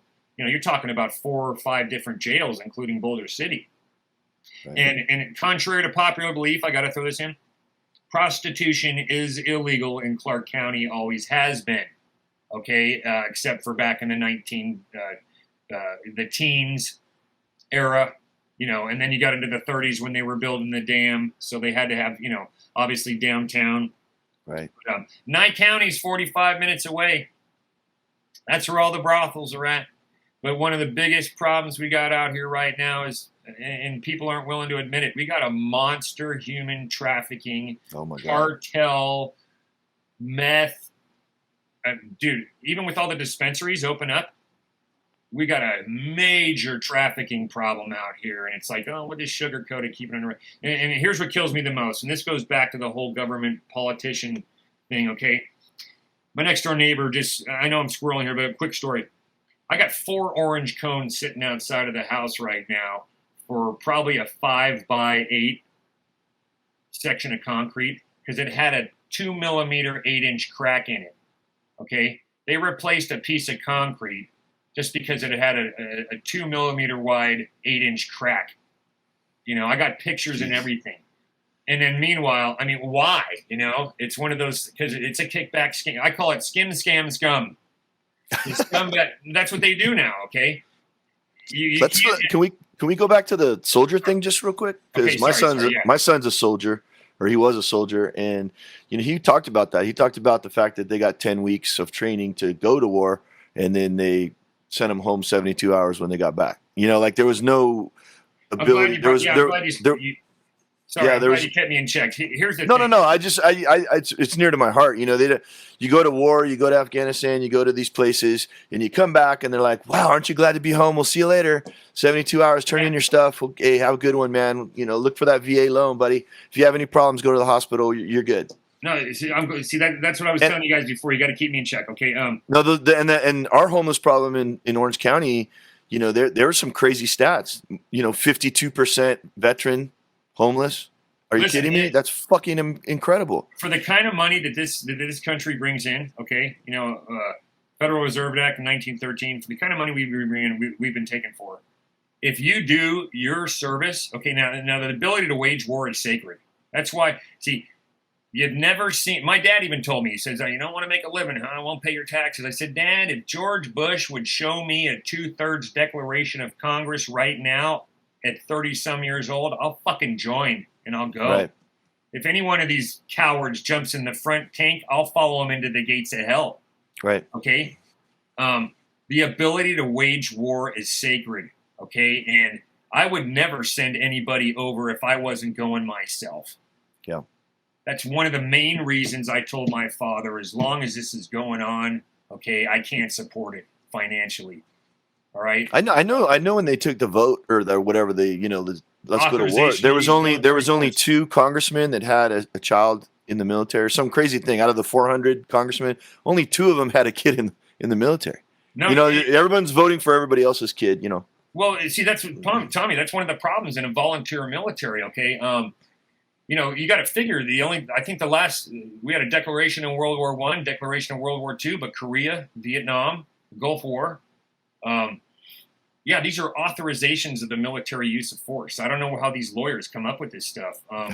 You can't listen. You can never put any condemnation or any blame on any of the people who enlist. Okay, they're doing in their hearts what is sincerely right, and we have to back them up on that. But like I said, I don't know. I wouldn't have been the guy to, I wouldn't have been the guy to stand outside the draft buses in the '60s, Right. screaming at kids not to go over to Asia. That's a fine line. Right. Everybody who serves honorably. Now I'm going to make an off-the-chain chauvinistic, misogynistic statement here, though. You're also talking to a guy who's sweet. That's what we brought you on for. Some of dude, just your you don't action. put women in frontline combat. Okay, Right. No, you don't, and you just don't do it. Okay, and I'm not, like I said, I'm not going to play the game of feminists versus. There's a gender war going on, but listen. The male skeleton can withstand 30,000 pounds per square inch at its peak. The female skeleton only 20. That's just the physical side to it. Okay. Now I'm not saying that a woman can't do anything a man can. I don't know why they're not addressing what you just said before. I don't know why you have these people that are volunteering it from their heart is bleeding to go and do the thing, be a citizen, be a soldier. Do it what needs to be done to protect the country. Whatever's in their mind, but every single one of them has that. And then not every single one of them, but there's a lot of heartbreak involved in your 4 years or your 6 years because you find out, hey, this isn't what the doctor ordered. This isn't what you told me. And no one ever talks about that psychology. Obviously, we talk about the violence and the bombings and the things that happen to the soldiers and the losing of limbs and the PTSD, but we don't talk about what about your heart being broken?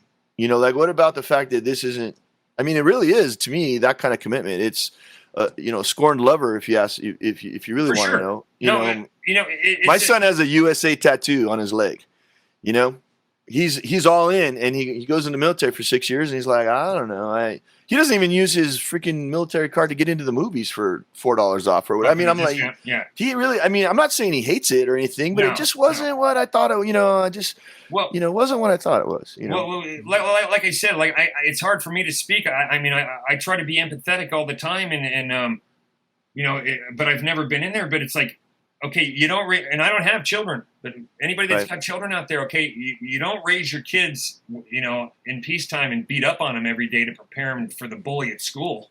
Right. So like I said, the ability to, when and this all ties into the economic situation. If 100% economic. Yeah, if you keep the population poor and stupid, and I'm not saying, no, I'm just saying a lot of them will only look at that as an option. Do you know that now they're a perfect example. We're back east helping out my cousin Nick with the family business, shuttling the pilots to and from the airport on the National Guard. I think it's the 771st Wing or something like that. They advertise on the sign, $10,000 signing bonus. That's right.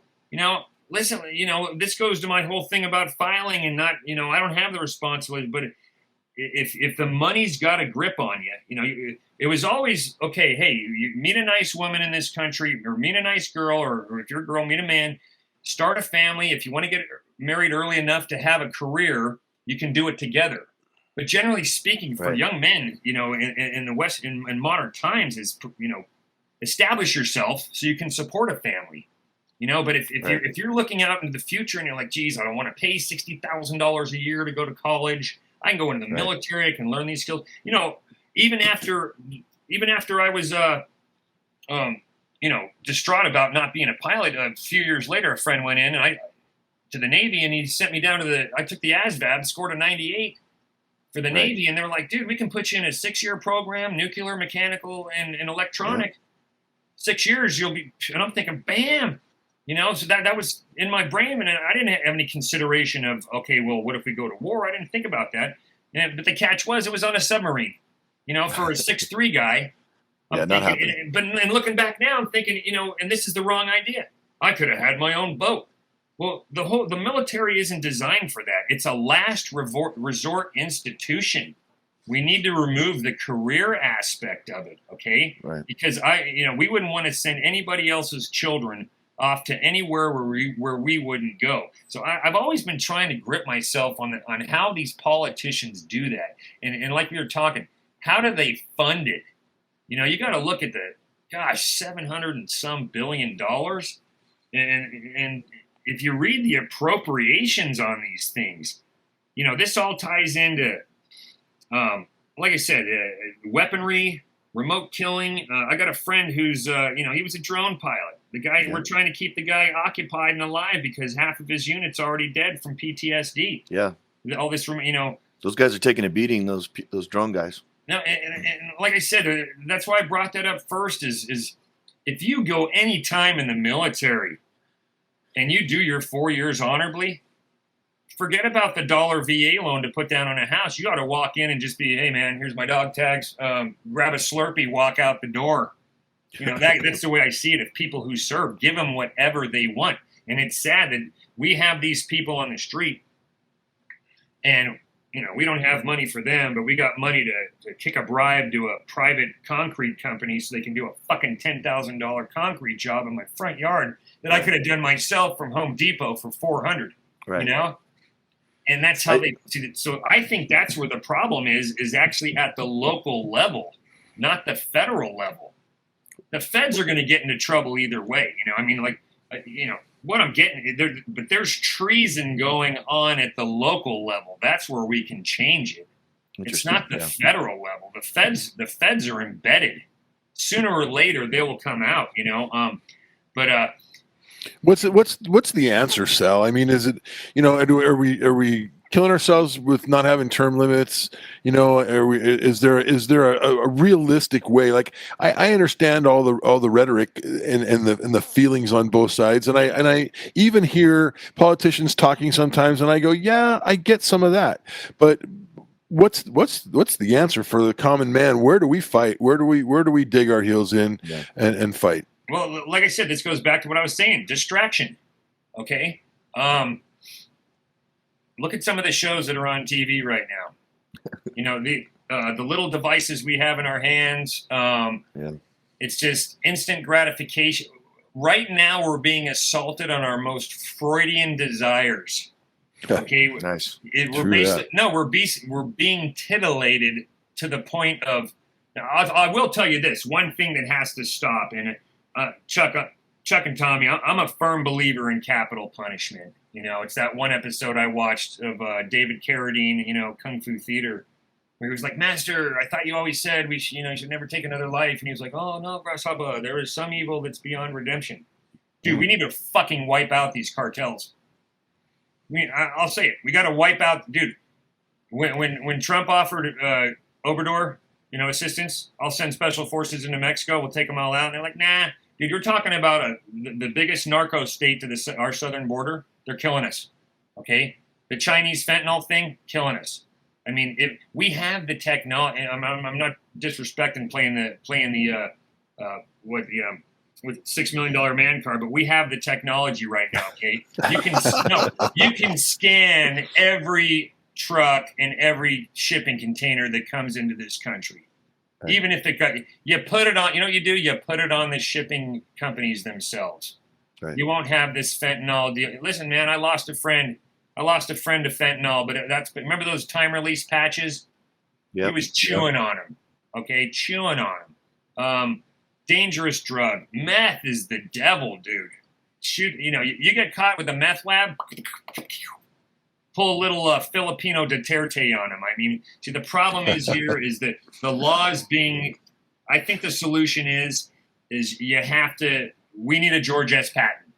We need a George S. Patton in the judiciary, the executive, and the legislative, which is basically, okay, yes, so all the people out there are like, oh, don't shoot the baby deer. Well, do you want to eat? So you mean take away all the fear of being able to tell it like it is. I mean, it just sounds like we're so distracted by all the things that make us apathetic. Oh, the speech thing, like I said, the distraction thing is one thing, but the speech thing, it's like I was telling you on the phone a couple of weeks ago. My friend and I were, he wants to start up a podcast too, and it's just, it's a good. You got to look at the internet, man. It's, yes, it's an open forum, but there's a lot of dark stuff going on too. I try to stay off as much as possible. There's so many, but it's the speech thing. How about, okay, let me throw in an Orwellian quote, okay? When the truth is the only thing that's left sacred in the world, those who speak it shall be condemned, okay? So the whole, what do they call it now? The woke culture and jumping on people. The bottom line is let people say what they want. I don't care how rash it is. I don't care if they run around throwing racial epithets or, F this or C that but okay. Because all you have the right to just go, let's go to the next soapbox. Let's go see the next soapbox guy. The problem seems to be, though, is that we are so much more inundated with information that it's overwhelming to most of us. Absolutely, the amount of information. Ignorance is bliss for sure. And if I lived, 60 years ago or 100 years ago, it was a much more peaceful existence because I chose to not talk to you because you freaking rub me the wrong way. Right. And I choose to talk to you because I share some things.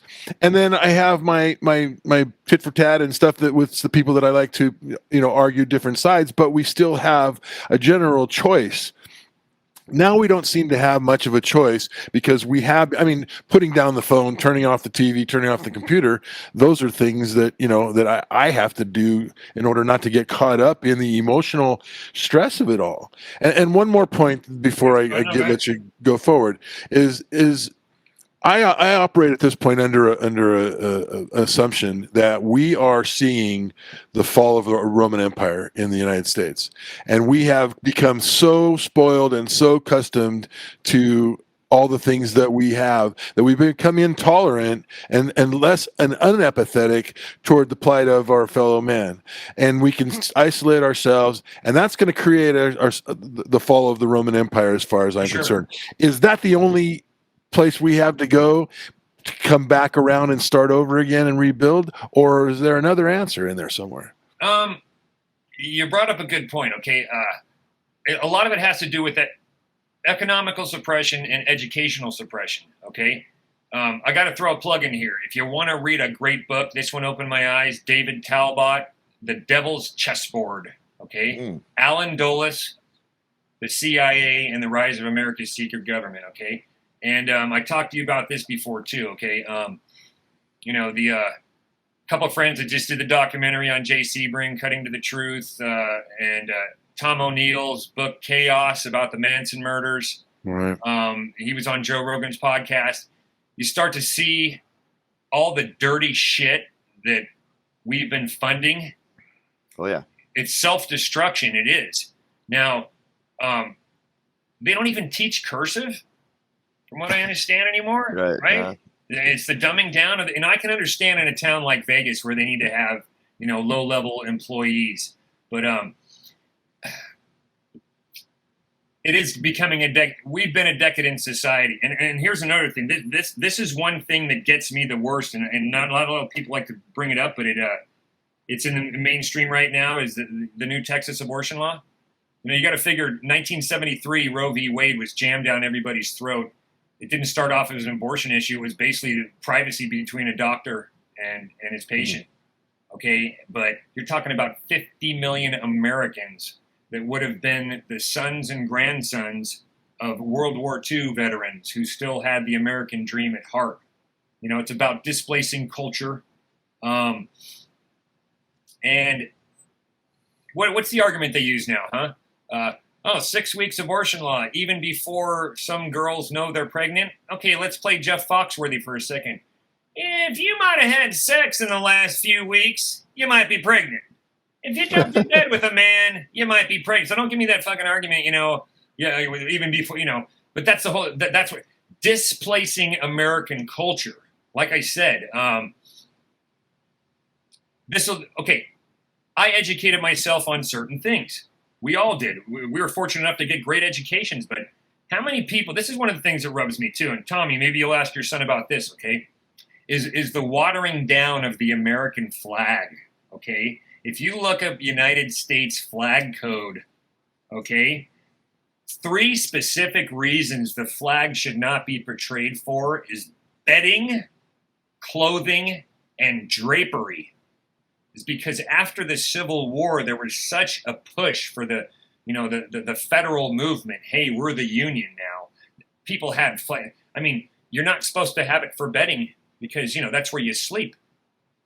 I mean, you see these hot chicks walking around with these American flag bathing suits. No, I've got an American flag in the front room of the house, and there's always a night light on at night. You know, you're supposed to obviously take it down in storms, have it illuminated, but it's things like that. People have no freaking clue. They walk around with these jackets of the. Now you can have a lapel, you can have a patch, you can have a picture of the flag, but to have the actual flag as a uniform, right? You know, or as a hat, the general population doesn't know that. So that's what it is, Chuck. There's a watering down of the American culture, what we hold most sacred. You know, it's the typical thing. You know, all these late night talk show hosts, they go out and ask people, okay, what are the 3 branches of government? They got no clue.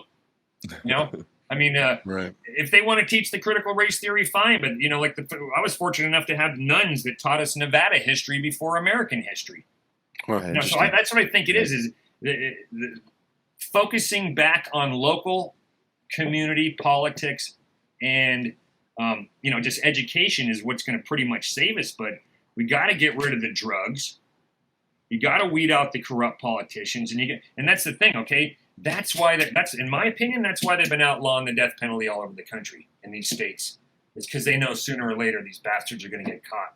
I mean, in my opinion, if you've sworn an oath to uphold the Constitution as a public official, and I had to do it. I was a notary. I was a measly little notary, but I had to swear the same oath, military and politicians. And let me tell you, except for smoking weed, that was from 2009 to 2000. Sorry, that was from 2007 to 2012. It was a 5-year stint. Except for smoking weed, I didn't really break the law on anything. I mean, yeah, I didn't file federal income tax, but I took that shit seriously.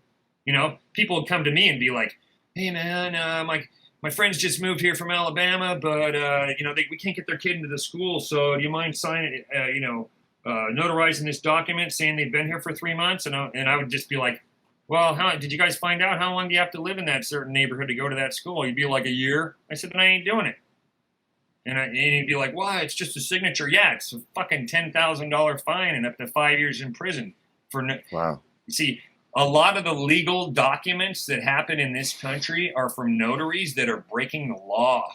Okay. They're notarizing documents that aren't legal. And look, that's how our entire system works. You know, even when I got arrested a couple years ago, the whole thing was by the book, you know, because I pointed a gun at a guy that was burglarizing my neighbor's house. And when the police pulled up after I chased him down, I had my gun pointed right at his chest. Okay. When all I had to do was have it at an angle. But they let this frickin' guy go who was the ex-felon. But and the way that I saw how that all played out in court was all by the books. You know, it was a military tribunal. I don't know if you've heard these stories because the flags are surrounded by gold lapel.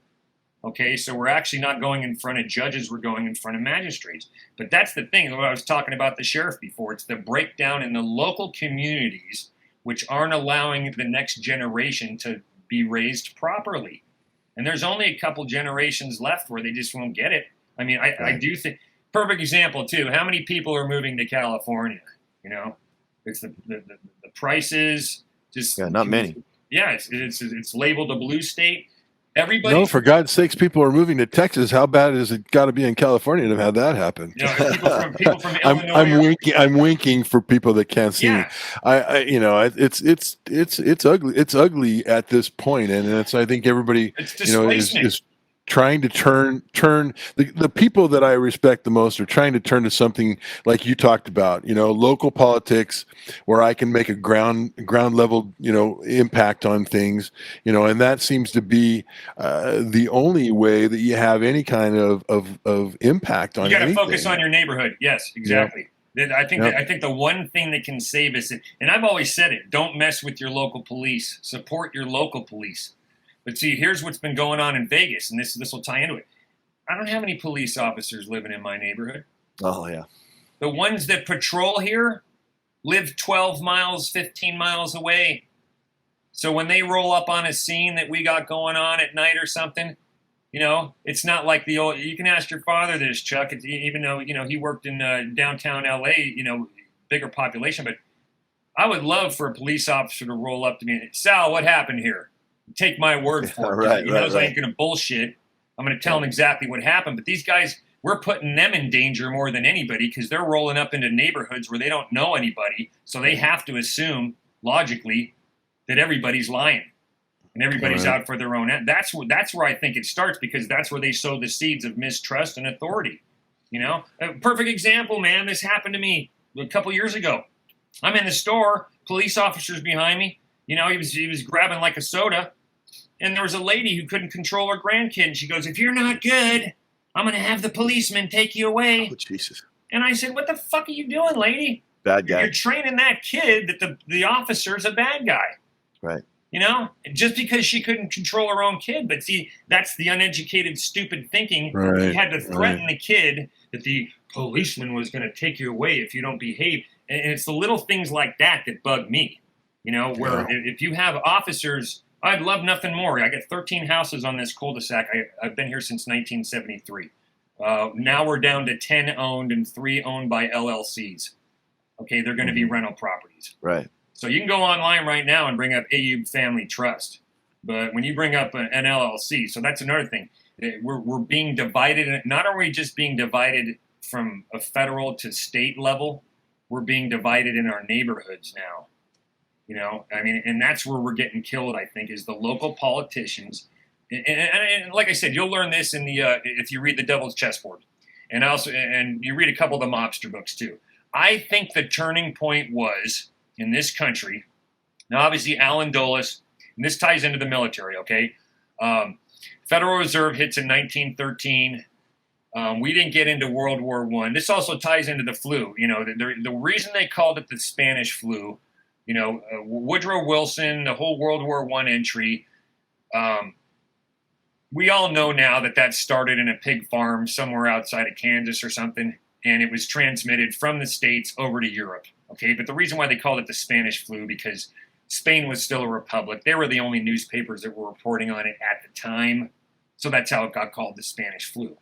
Wow. And this ties into, maybe I'll squirrel a little here, but same thing with Trump calling it a China flu. Okay. If this was supposed to come from China in maybe December or January, how the hell is it that my mother and I had it 2 weeks after Halloween here in November of 19? Okay? We've been getting lied to from the go. I'm not going to play the anti-vax, and I think everybody should have a problem wearing masks. But like I said, I think the turning point, let me go back. The turning point in this country was when the OSS, the CIA, formerly the OSS, was taken off the chain by Truman and Eisenhower, okay, and were given the keys to Pandora's box. You know, they were only designed to gather information for the executive branch, and then what happened was, and I'll show you a picture, and this, like I said, I got to tie this in, okay? That's your Uncle Salem right there. 1955. He worked under General Clark. He was in the African campaign. Let me show that picture again, though. I'll explain that picture. Okay. That is your Uncle Salem, who I'm named after. You realize I was named after your grandfather and this gentleman right here. That's Johnny Salem, Anthony Joseph Ayub, and that's Willie Moscone. Okay.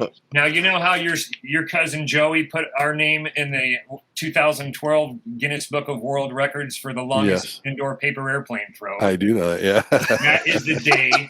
That is the day that Willie Moscone got beat by a nobody, okay? And I still have his sticks. But he fought in the African campaign. And what happened in World War II was, that's why I'm such a Patton fan. We should have taken over Munich. We should have taken over Prague. Eisenhower told Patton to stop.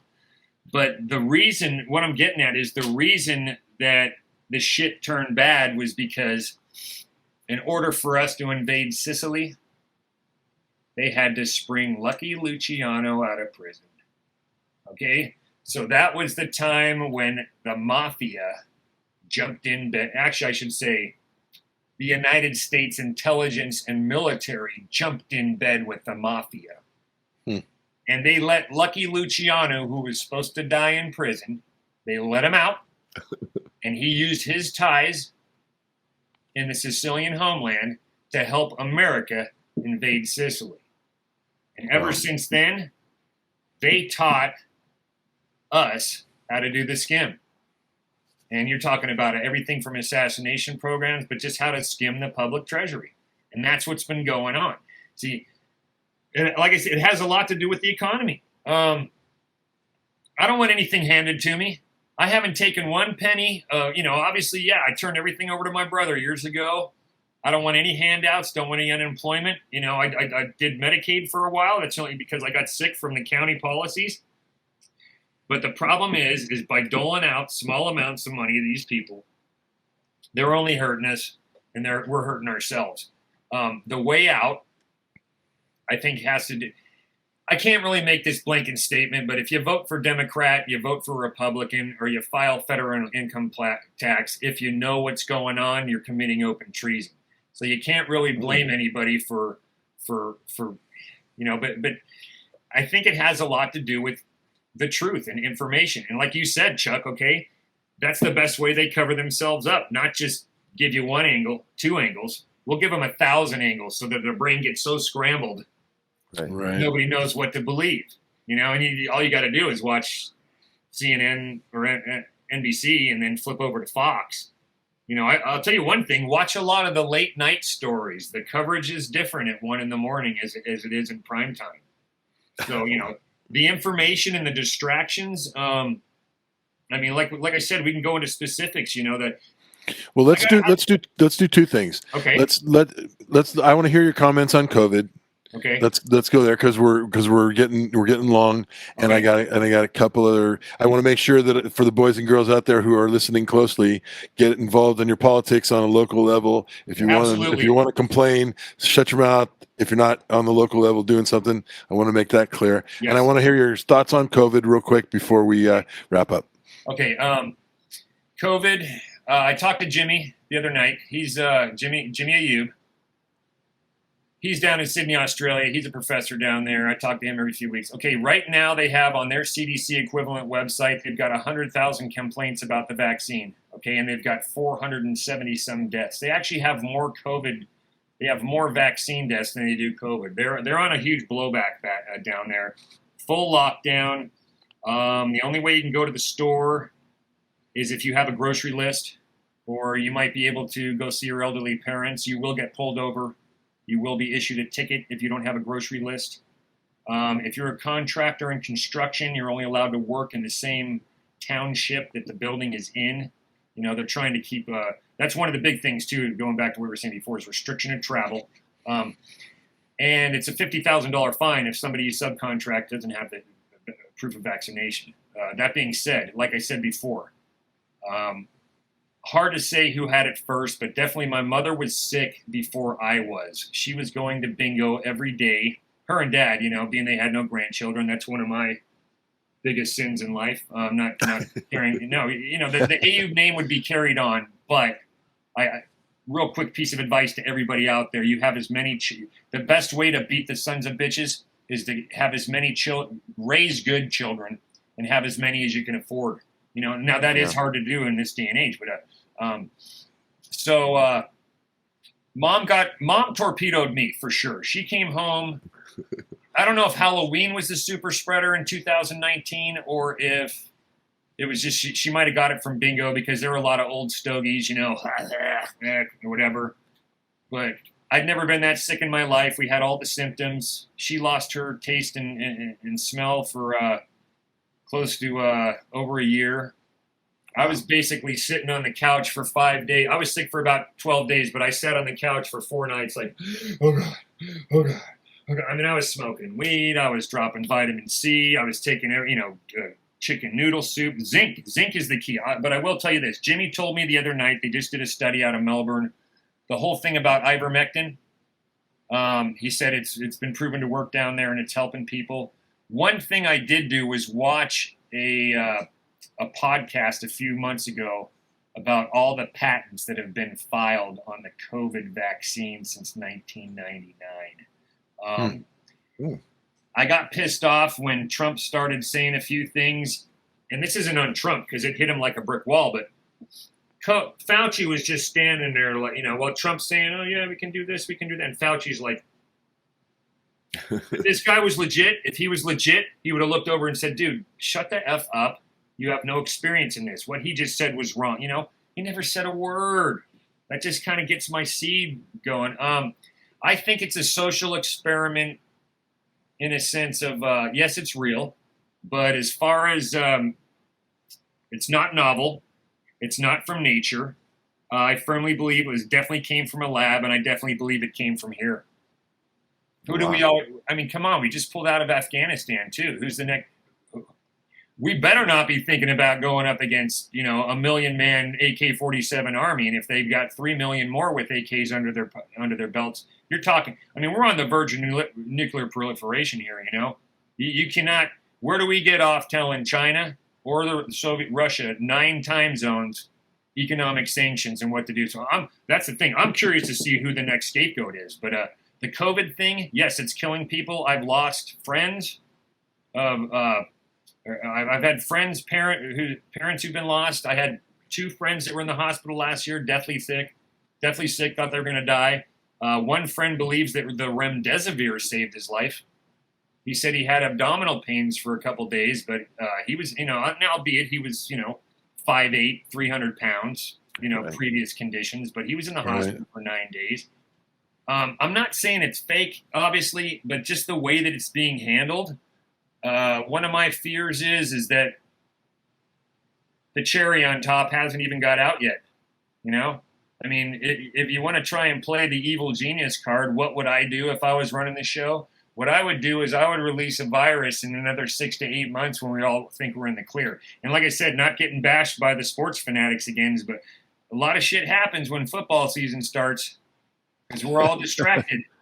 I mean, that's one thing. Listen, we're always in a constant cycle of a sports cycle, and whatever it is, we never get a break from sports. They're distracting. But so I'm looking with the Steve's. I've lived for 30 years. I've lived in the sports cycle, so I know how distracted I've been, from all that when stuff. You guys are playing, even when you're coaching, you're instilling the values of working hard, teammates, friends for life. Those values. I appreciate now it's that. Turned into a monetary, and you got to look at this. This goes back to the mob thing, okay? I'm concerned about how they're going to wash the money. They should be paying the college athletes, but that opens up another door now too, right? For how they're going to, how they can launder money. But listen, Allegiant Stadium.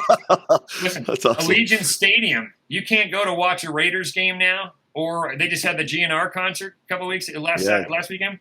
Unless you have proof of vaccination. And they're going to let all these people, because they want to go mask free. See, there's too much there's too much misinformation on both sides. But I firmly believe, and I did my research, I got hit with it, couldn't prove it because they weren't testing for it back then. But I've got the T-cell immunity. I might not be able to get the same strain again, but like I said, if there's variants, there's even rumors of what people that are getting the vaccine are helping mutate it. I mean, if you don't kill this thing outright, or the herd immunity, remember that argument about being immoral, Right. unethical? We kind of did herd immunity anyways, regardless of the vaccine shots. And I just don't, man. There's a reason they test these shots for 5, 8, 10 years. You're going to have side effects. And they had to take this into account, the blowback now. And the reason why I brought up Australia, my cousin told me there's a law firm down there in the downtown area that's taking class action suit all the way to the Supreme Court. And it's first responders, it's firemen, it's policemen. And they're like, fucking hell, mate, you ain't jabbing me worth of shit. Let's just, and I knew that was going to happen because they actually over-suppressed it. They should have done a controlled release because now they're getting hit. Look at New Zealand. They shut down New Zealand just for one case. Okay. Yeah. Well, I'll tell you what, we have opened up, a number of subjects that we're really thrilled. Like I said, I'm sorry not to focus on certain things. No, it's again the cross section. Can we hear about 9/11 being its 20th anniversary, Chuck? Is that sure? A few more minutes. Yeah, absolutely. And listen, I gotta be straight with you guys. No disrespect that anybody died. There are a lot of heroes that day, but I read the NIST report. Okay, that's the National Institute of Standards and Technology. I witnessed personally 3 buildings get demolished here, okay? I don't know exactly what happened. My mom bought the 9/11 report. I didn't like the whole thing, the rushing. I got to call it a demolition. Okay? There's a reason there's like thousands of engineers who want to reopen the case. Why did they frickin' clean that up so fast, okay? What's burned into my brain is that picture of that one. Listen, I got to give it to you this way, okay? A friend of mine from New York who built houses for years, he told me, and you can remember this from photos, the reason why there were so many windows on the trade towers is because those 18-inch I-beams were every 3 feet. Right. Every 3 feet. Normal buildings have them every 10, okay? 90% to 95% of the fuel from those planes would have burned up in the initial impact of the fireball. Right. If anything, I saw 3 buildings go down in Vegas, and the landmark, it's stuck. Those buildings should have collapsed at least maybe 5 to 10 floors at the most, and then toppled over. But to fall on your own, and like I said, no disrespect to what happened, but this is a 20-year-old lie. We really need to find out what the hell happened. I do believe that explosives were planted in that building. Look at the rush to go to war. And then Distraction. Distraction. But perfect example. Okay, and this is what I told all the cousins in Australia and Lebanon. Okay, I can go around with a gas can to my neighborhood. Okay, I can burn a house down once a week. Then all I got to do is find some vagrant and lowlifer that doesn't know anybody. I can kill him and stick a gas can in his hand. Hey, look what I did! I just caught the arsonist. Okay, Now I'm the hero. Okay, so it's about a lot of conspiracy theorists call them false flags. I'm not going to call it a false flag, but it's just that for something that drastic to happen. Dude, I was pissed that morning. I was wondering why the planes weren't. I was wondering. We're in the landing pattern here in Vegas. And this goes back to the COVID tie-in. If it's so bad, why the hell are they flying all these planes in every 2 minutes, every day? But the morning of 9/11, I remember it specifically, man. I was freaking pissed. And I went outside to get the newspaper. My mom ran in. I was sleeping on the porch. It was dead silent. And I went out to get the paper, and she screamed. I ran in the house, and the second plane hit. I was like, dude, something ain't right. How could there be such a failure, in our national security and our vetting system? And I remember I thought it was just too obvious, Sal. I thought this is kind of obvious. Like, I wasn't super pissed off. I mean, obviously I was upset with people dying and stuff, but I wasn't like, oh, let's go kill, the terrorists and all that stuff. I was like, what's going on? Wait a minute now, and then when I heard that the Pentagon that particular crash was right in the, destroyed some financial documents, and I heard that they lost some money. Tower 7, yeah. Yeah, and then the whole way, I'm talking about the Pentagon, but Tower 7 is a financial center as well. And the plane didn't fly into Tower 7. Tower 7 all of a sudden got destroyed. How did that happen? That's not even if you on the same footprint. That's right. In the September 10th press conference by Donald Rumsfeld. That's right. We lost all this money. There was $2 trillion missing in CIA funds. Right. Okay. And they just lost it, Chuck. $2 trillion. They just lost it. We don't know where it's at. Yeah, we don't know where it's at. But hey, how about this one to throw in real quick, Tommy? Okay. Please. I don't know if it was a documentary on the History Channel or something I read that, if I'm correct, anybody can comment and correct me, but I think that the OSS/CIA got their initial bump from the Japanese emperor, because have you ever seen those docs about the 200 caves on the Philippines when the Japanese knew they were going to be invaded? They smuggled apparently that's made like Tutankhamun's treasure look like a frickin' McDonald's Happy Meal. So they smuggled all the gold and treasure out of Japan to the Philippines. And when we took the Philippines back, somebody squealed, and we ended up securing like 150 to 160 of those caves. And it had to be like, I think it was $600 million at the time. A war chest, yeah. That's where they got their Black Ops start, because they couldn't do anything through Congress. See, that's one thing. Forget about defunding the local police. And I'm not saying defund the military. But, dude, we got 11 aircraft carrier fleets right now. That's a lot of doughboy. We don't need that much firepower, Right. I mean, I can understand one in every ocean, but the 9/11 thing, it's like, okay, we should have never been in Afghanistan, and especially being of Lebanese descent. Different culture, man. Different culture. Now they're talking about, fighting for the women, but it's different culture. I mean, the bad scapegoats, and that's how we rush to judgment. The ignorant crimes committed against, It's too tidy. Everything. The thing I didn't like about 9/11, right? The thing I didn't like about 9/11 was it was too clean. It was too clean. There was art. It was easy. And I'm like, nah, nothing in America is easy. How does this fucking thing put a bow on this shit? And that's all. Nah. See, I don't like any of that. I don't know what happened, but I don't like any of that jazz. That makes me. Well, let me pose a question to you guys then, because I've always been intrigued with the JFK stuff, and that's always been something that I went down the rabbit hole a little bit back then, and to try to find out, because I could not believe in my rational mind how that could be pulled off by one guy with a bolt action rifle. Right. And so it became really obvious to me that there had to be something else. And then you got to read about certain things, but we never have really gotten to the bottom of any of that.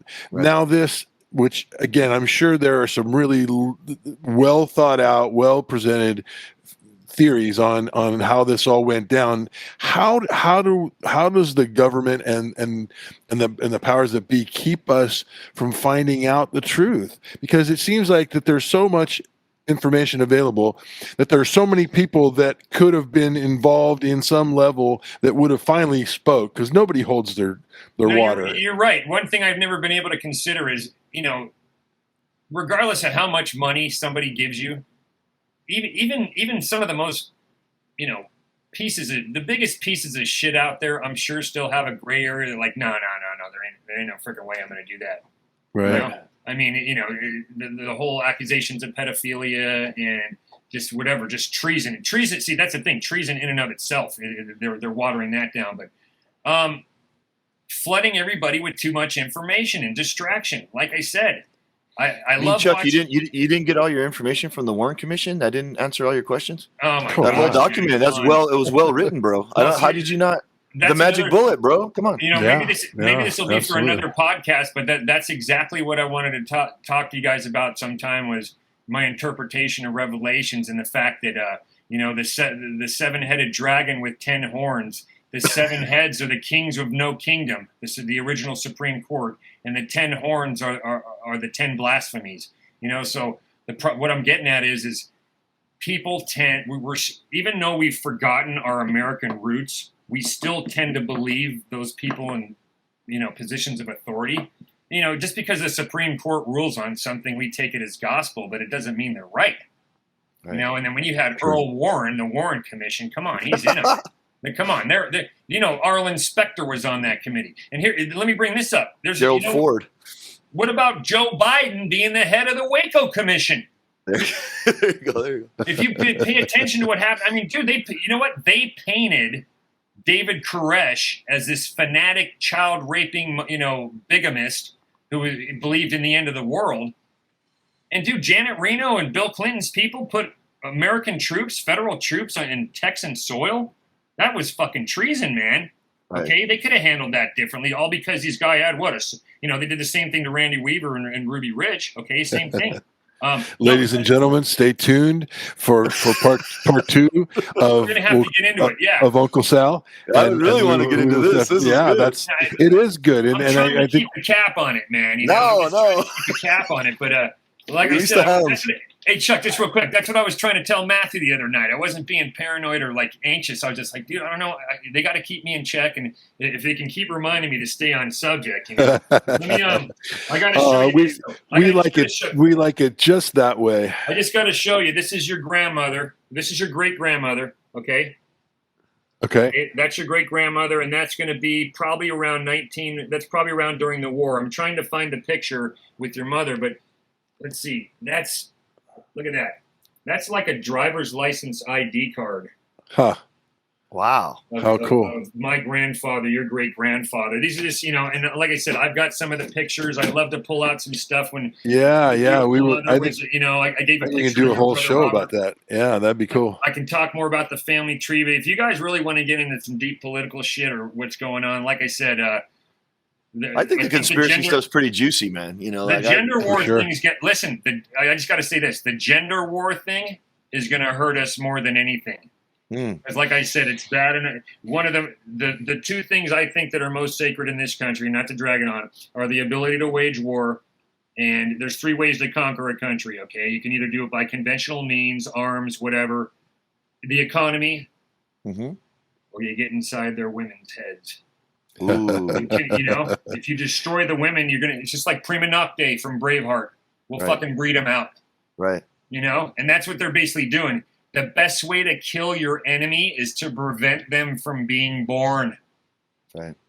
All right. And if they can convince all these girls that they're in control of life, we're freaking in trouble, man. You know, and it's been going on since 1973. The most sacred thing, you know, and I can't even stick up for girls anymore because some guy wants to wrestle with them.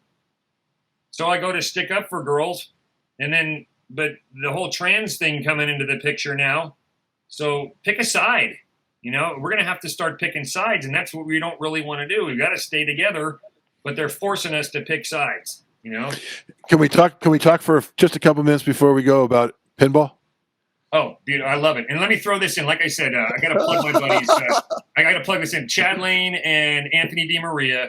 If you guys got to catch up on the Tom O'Neill,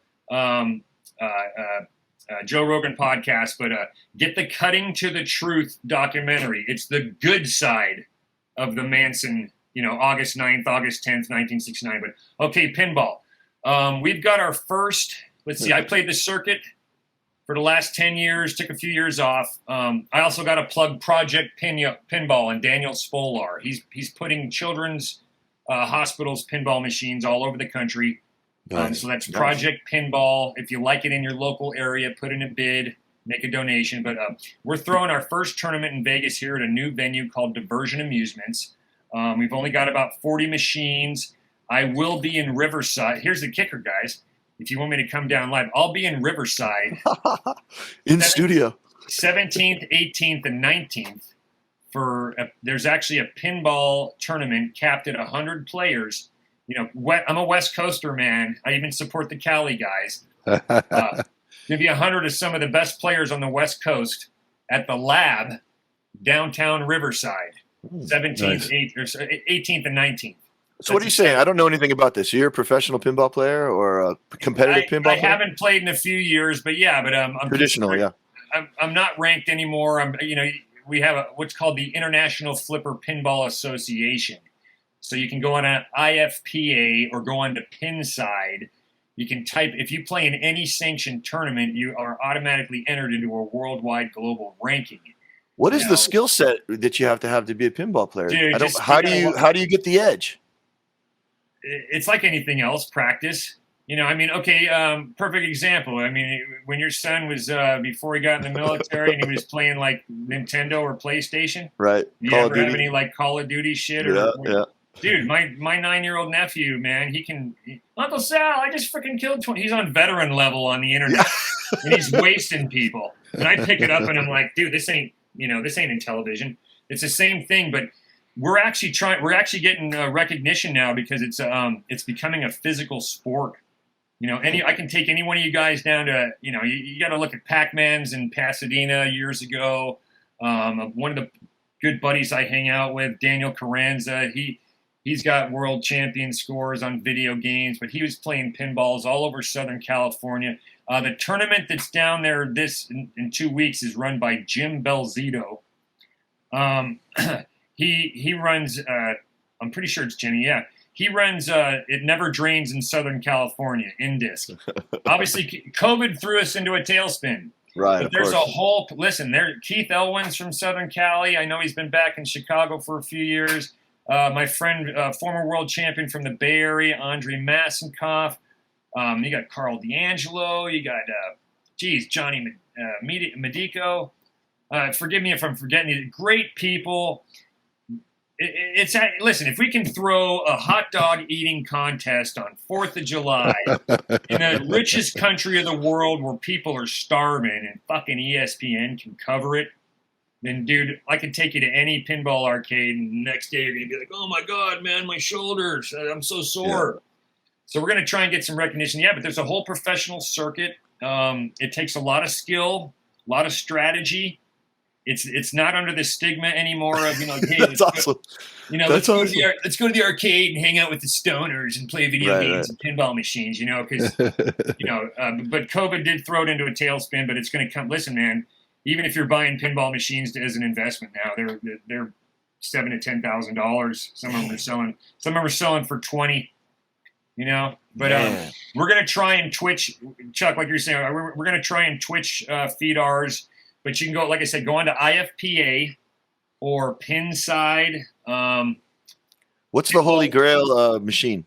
What's the Halo machine? What's the one? Well, as far as I know, the number one machine of all time was Addams Family, as far as what everybody liked. You got Twilight Zone. I've got a Game of Thrones here at the house. That's only because a friend of mine gave it to me. You know, when I got one tattoo. Everybody told me once you get one tattoo, you're going to want another. But you know, that was grandfather's burial photo from 1942. I did that at the Rocks in Sydney, Australia. But as soon as he finished, I wanted another one. Everybody told me as soon as you get one pinball machine, you're going to want another one. Oh boy! So I never did. I never would have guessed the Addams Family. That's what I'm trying to say. I'll tell you what. One of my favorites. You got Iron Maiden. That's Keith Elwin design. Kick-ass machine, great music. That first concert I ever went to. But the games now, it's not so much, electromechanicals. Ding, ding, ding, ding, ding, ding, ding, ding, ding, ding, ding, ding, ding. It's not that anymore. You're talking like, okay, I got to hit those targets, those shots in this sequential order in order to light multi-ball. Then once multi-ball comes out, it's not like, I mean, a lot of us now, we hold two balls and play with one.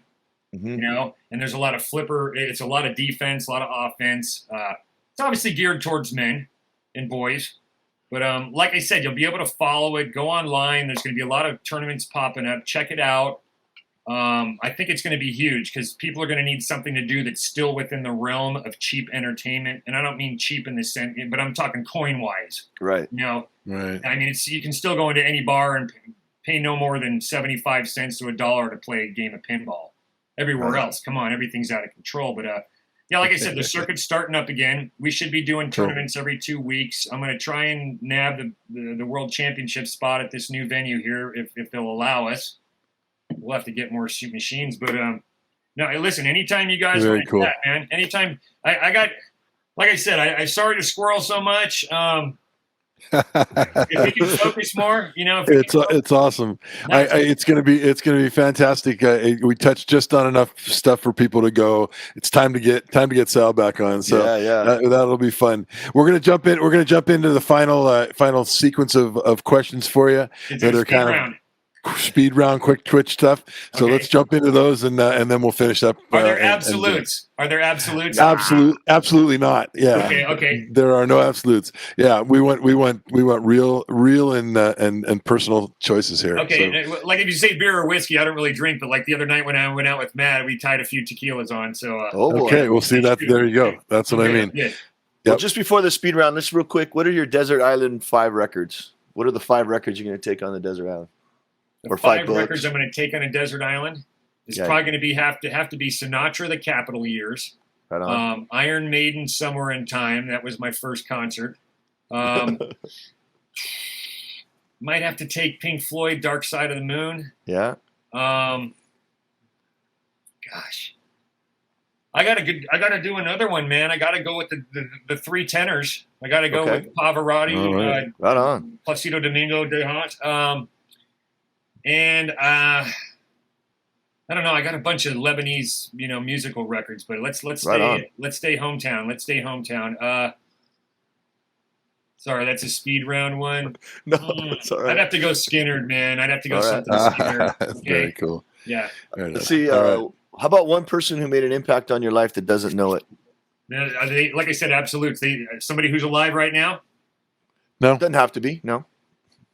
Whatever you want. I got to say my father because, like I said, he went to the 2 sons, went to the grave, not hearing the words grandpa, but he made it to 91. But he was born April 19th. I was born March 23rd. And like I said, I don't usually play the astrological cards, but anybody knows you put 2 Aries in a room. Whether they're male or female or any combination thereof, you're going to have sparks flying. So we butted heads our whole life, but he's the guy that actually taught me the respect. And listen, man, I was never a saint. I mean, you guys ever want to get into a good confession, self-confession? I did a lot of stuff in this town growing up, stuff that I ain't proud of. But my father's the one that, even though I rebelled against a lot of the stuff he was teaching me, he kept me in check and set an example. We always revert back to our parents, regardless of whether we thought they were right or not. But but he's the one that taught me respect for elders, taught me the class, or what. He taught me what we should be doing and we should always have done, But like I said, that's what kind of propelled me into the whole anti-IRS thing. But as far as like family values, like I said, I made a mistake. I'm single. I'm 50. No wife, no children. But you said this IRS thing a lot of times. I don't mean to digress, but like, how are you not in jail? How come they haven't come got you? Are you off the? Well, basically, what I've done is I work under the table. I'll admit that. Okay. I actually sent them a letter a few years back saying I couldn't find my name. I'm the only Salem Robert Ayoub. I'm named after Uncle Salem, Uncle Andy, and Chuck's grandfather, Robert Paul. So Salem Robert Ayoub. I'm the only one in the United States with that name. But I haven't pulled any income in on paper. Gotcha. They'd have to audit me, and I signed everything over to my parents and my brother, and basically. I take care of mom at home and try to take care of this yard, even though I'm way behind. But I don't go out. I don't drive I don't have my own stuff. Everything's not in my name. I mean, I don't have certain responsibilities. Yes, I'm sure if I had to hunker down and do that, but no, I just listen. Like I said, man, I got raped outrageously for penalties and interest, and I tried to work it out with them, and I got into fuck it mode, and my dad went behind my back, and they took us for $8,000. Yeah. Right, very illegal institution, in my opinion. Gotcha. That's a 20-minute thing right there. That's a podcast. Oh, for sure. What is one thing every young person should know? Like I said, even in these try to do your family thing as early as possible.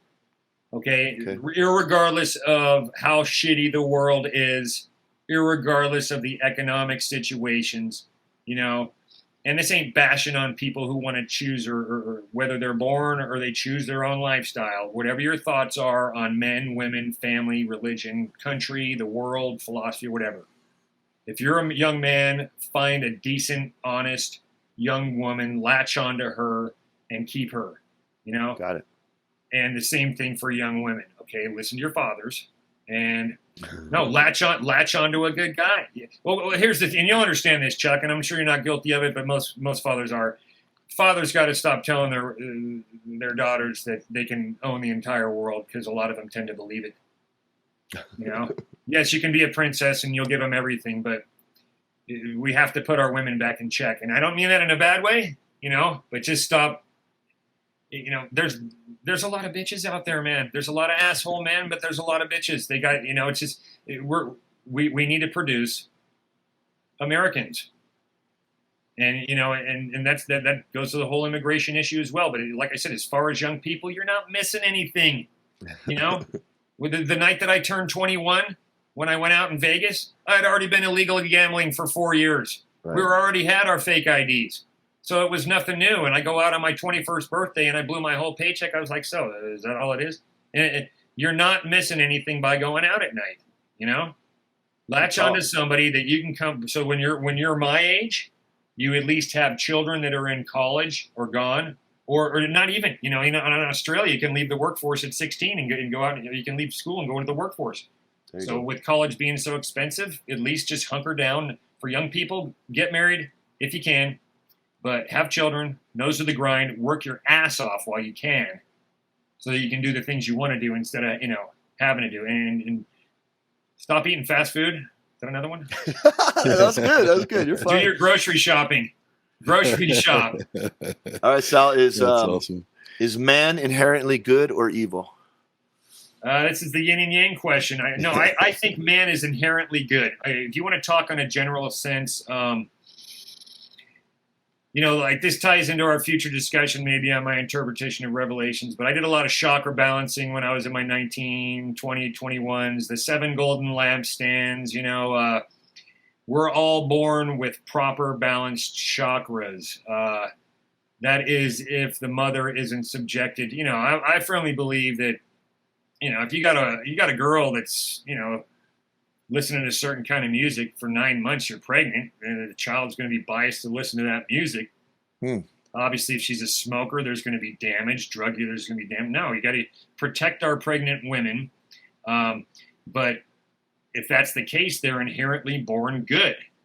Evil is, I don't think it's a spiritual thing where, like, okay, let's say when as far as the Book of Souls interprets, a child takes its first breath, it inhales either a bad, an evil entity or a good entity. That is possible, but depending on what kind of doors you open. But I think evil is a learned experience, and it's taught more in the sense that, it's like, like the day that Hitler died, so to speak, if he was really committed suicide.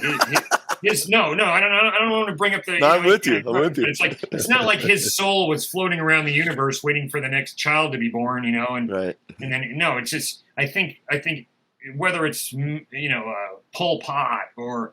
I mean, if you read some of the stories about like Idi Amin Dada, or the crocodiles were sitting on the side of the Nile, so fat watching bodies go by because they were shooting people in the head and just dumping them in rivers. I mean, there's atrocities going on all over the world, and I think that has a lot to do with economic status.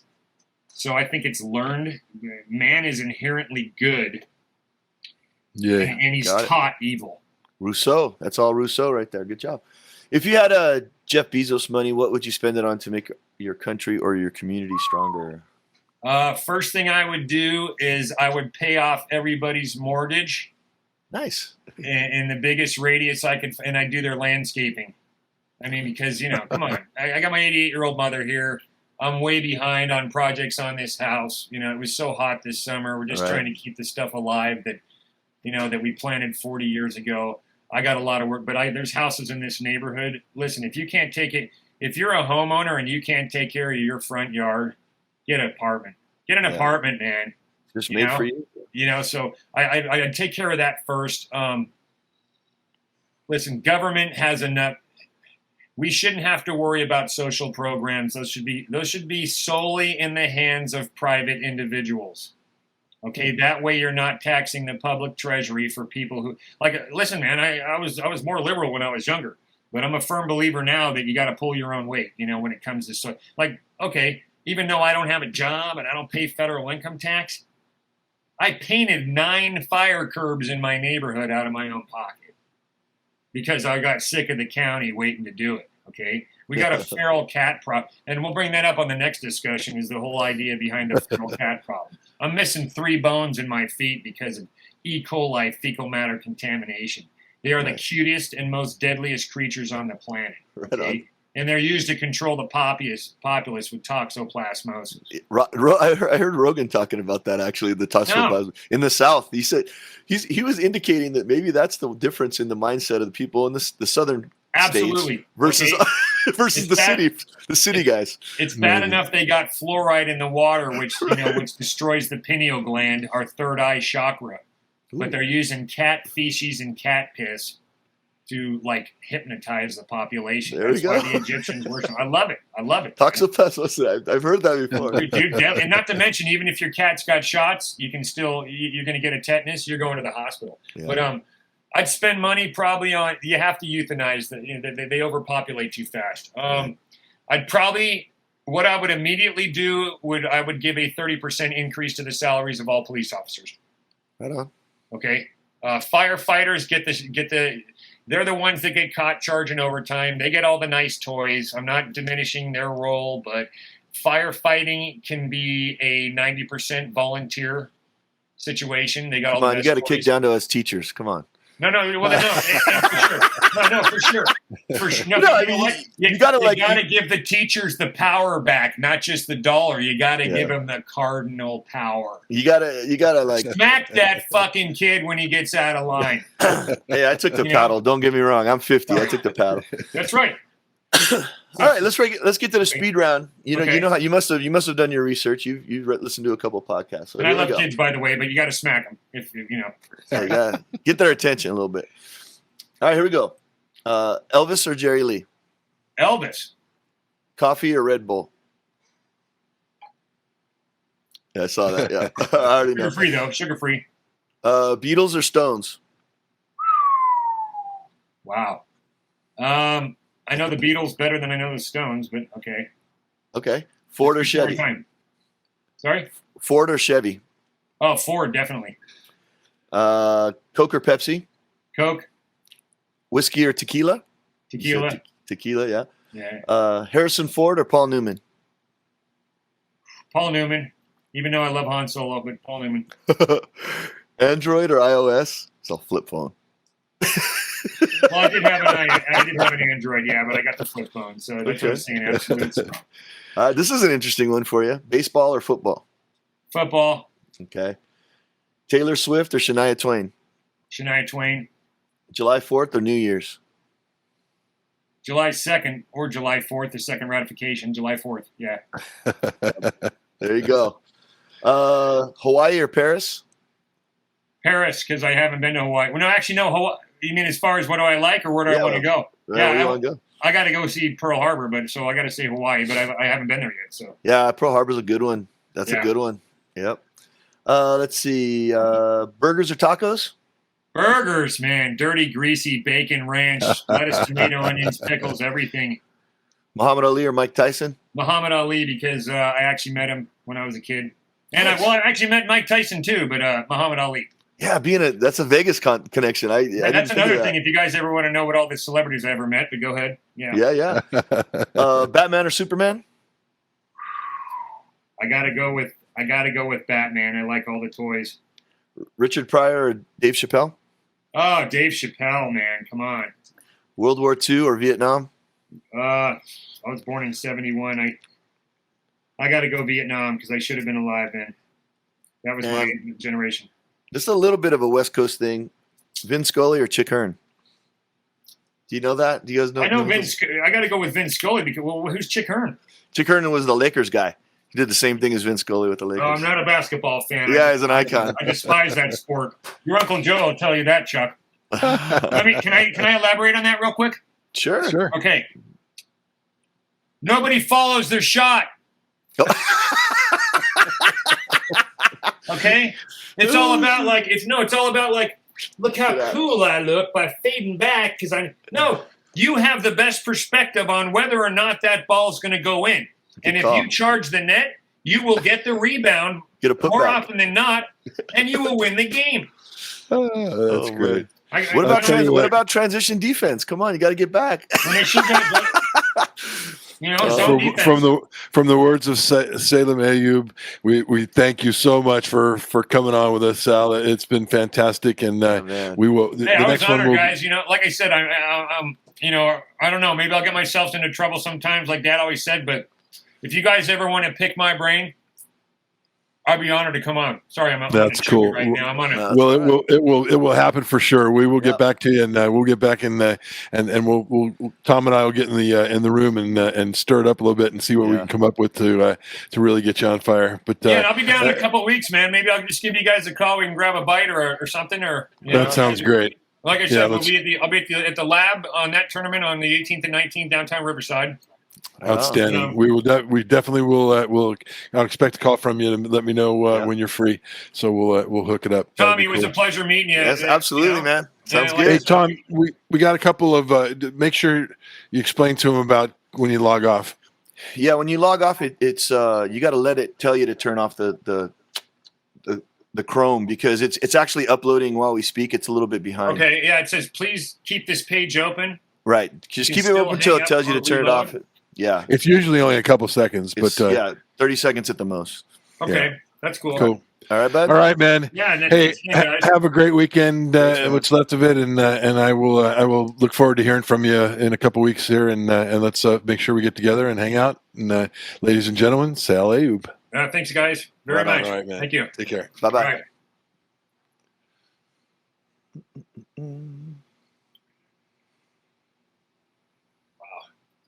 That shave. I didn't even have bedhead, so all right. Yeah, I was trying to think what else. All right, Chuck. Love you's on Wednesday, huh? Yeah. Okay. Yeah, we'll. Did you do a one pager for her? Or no? I'm doing it. It'll be done in about 10 minutes. I was just finishing it up this morning, and I'll send it over to her. All right, man. Was that 2 hours and 37 minutes? Yeah, it was. That was awesome. All right, I'm gonna hang up, guys. I got to run. All right, me too. Bye bye. We'll see you. All right. All right. See you soon.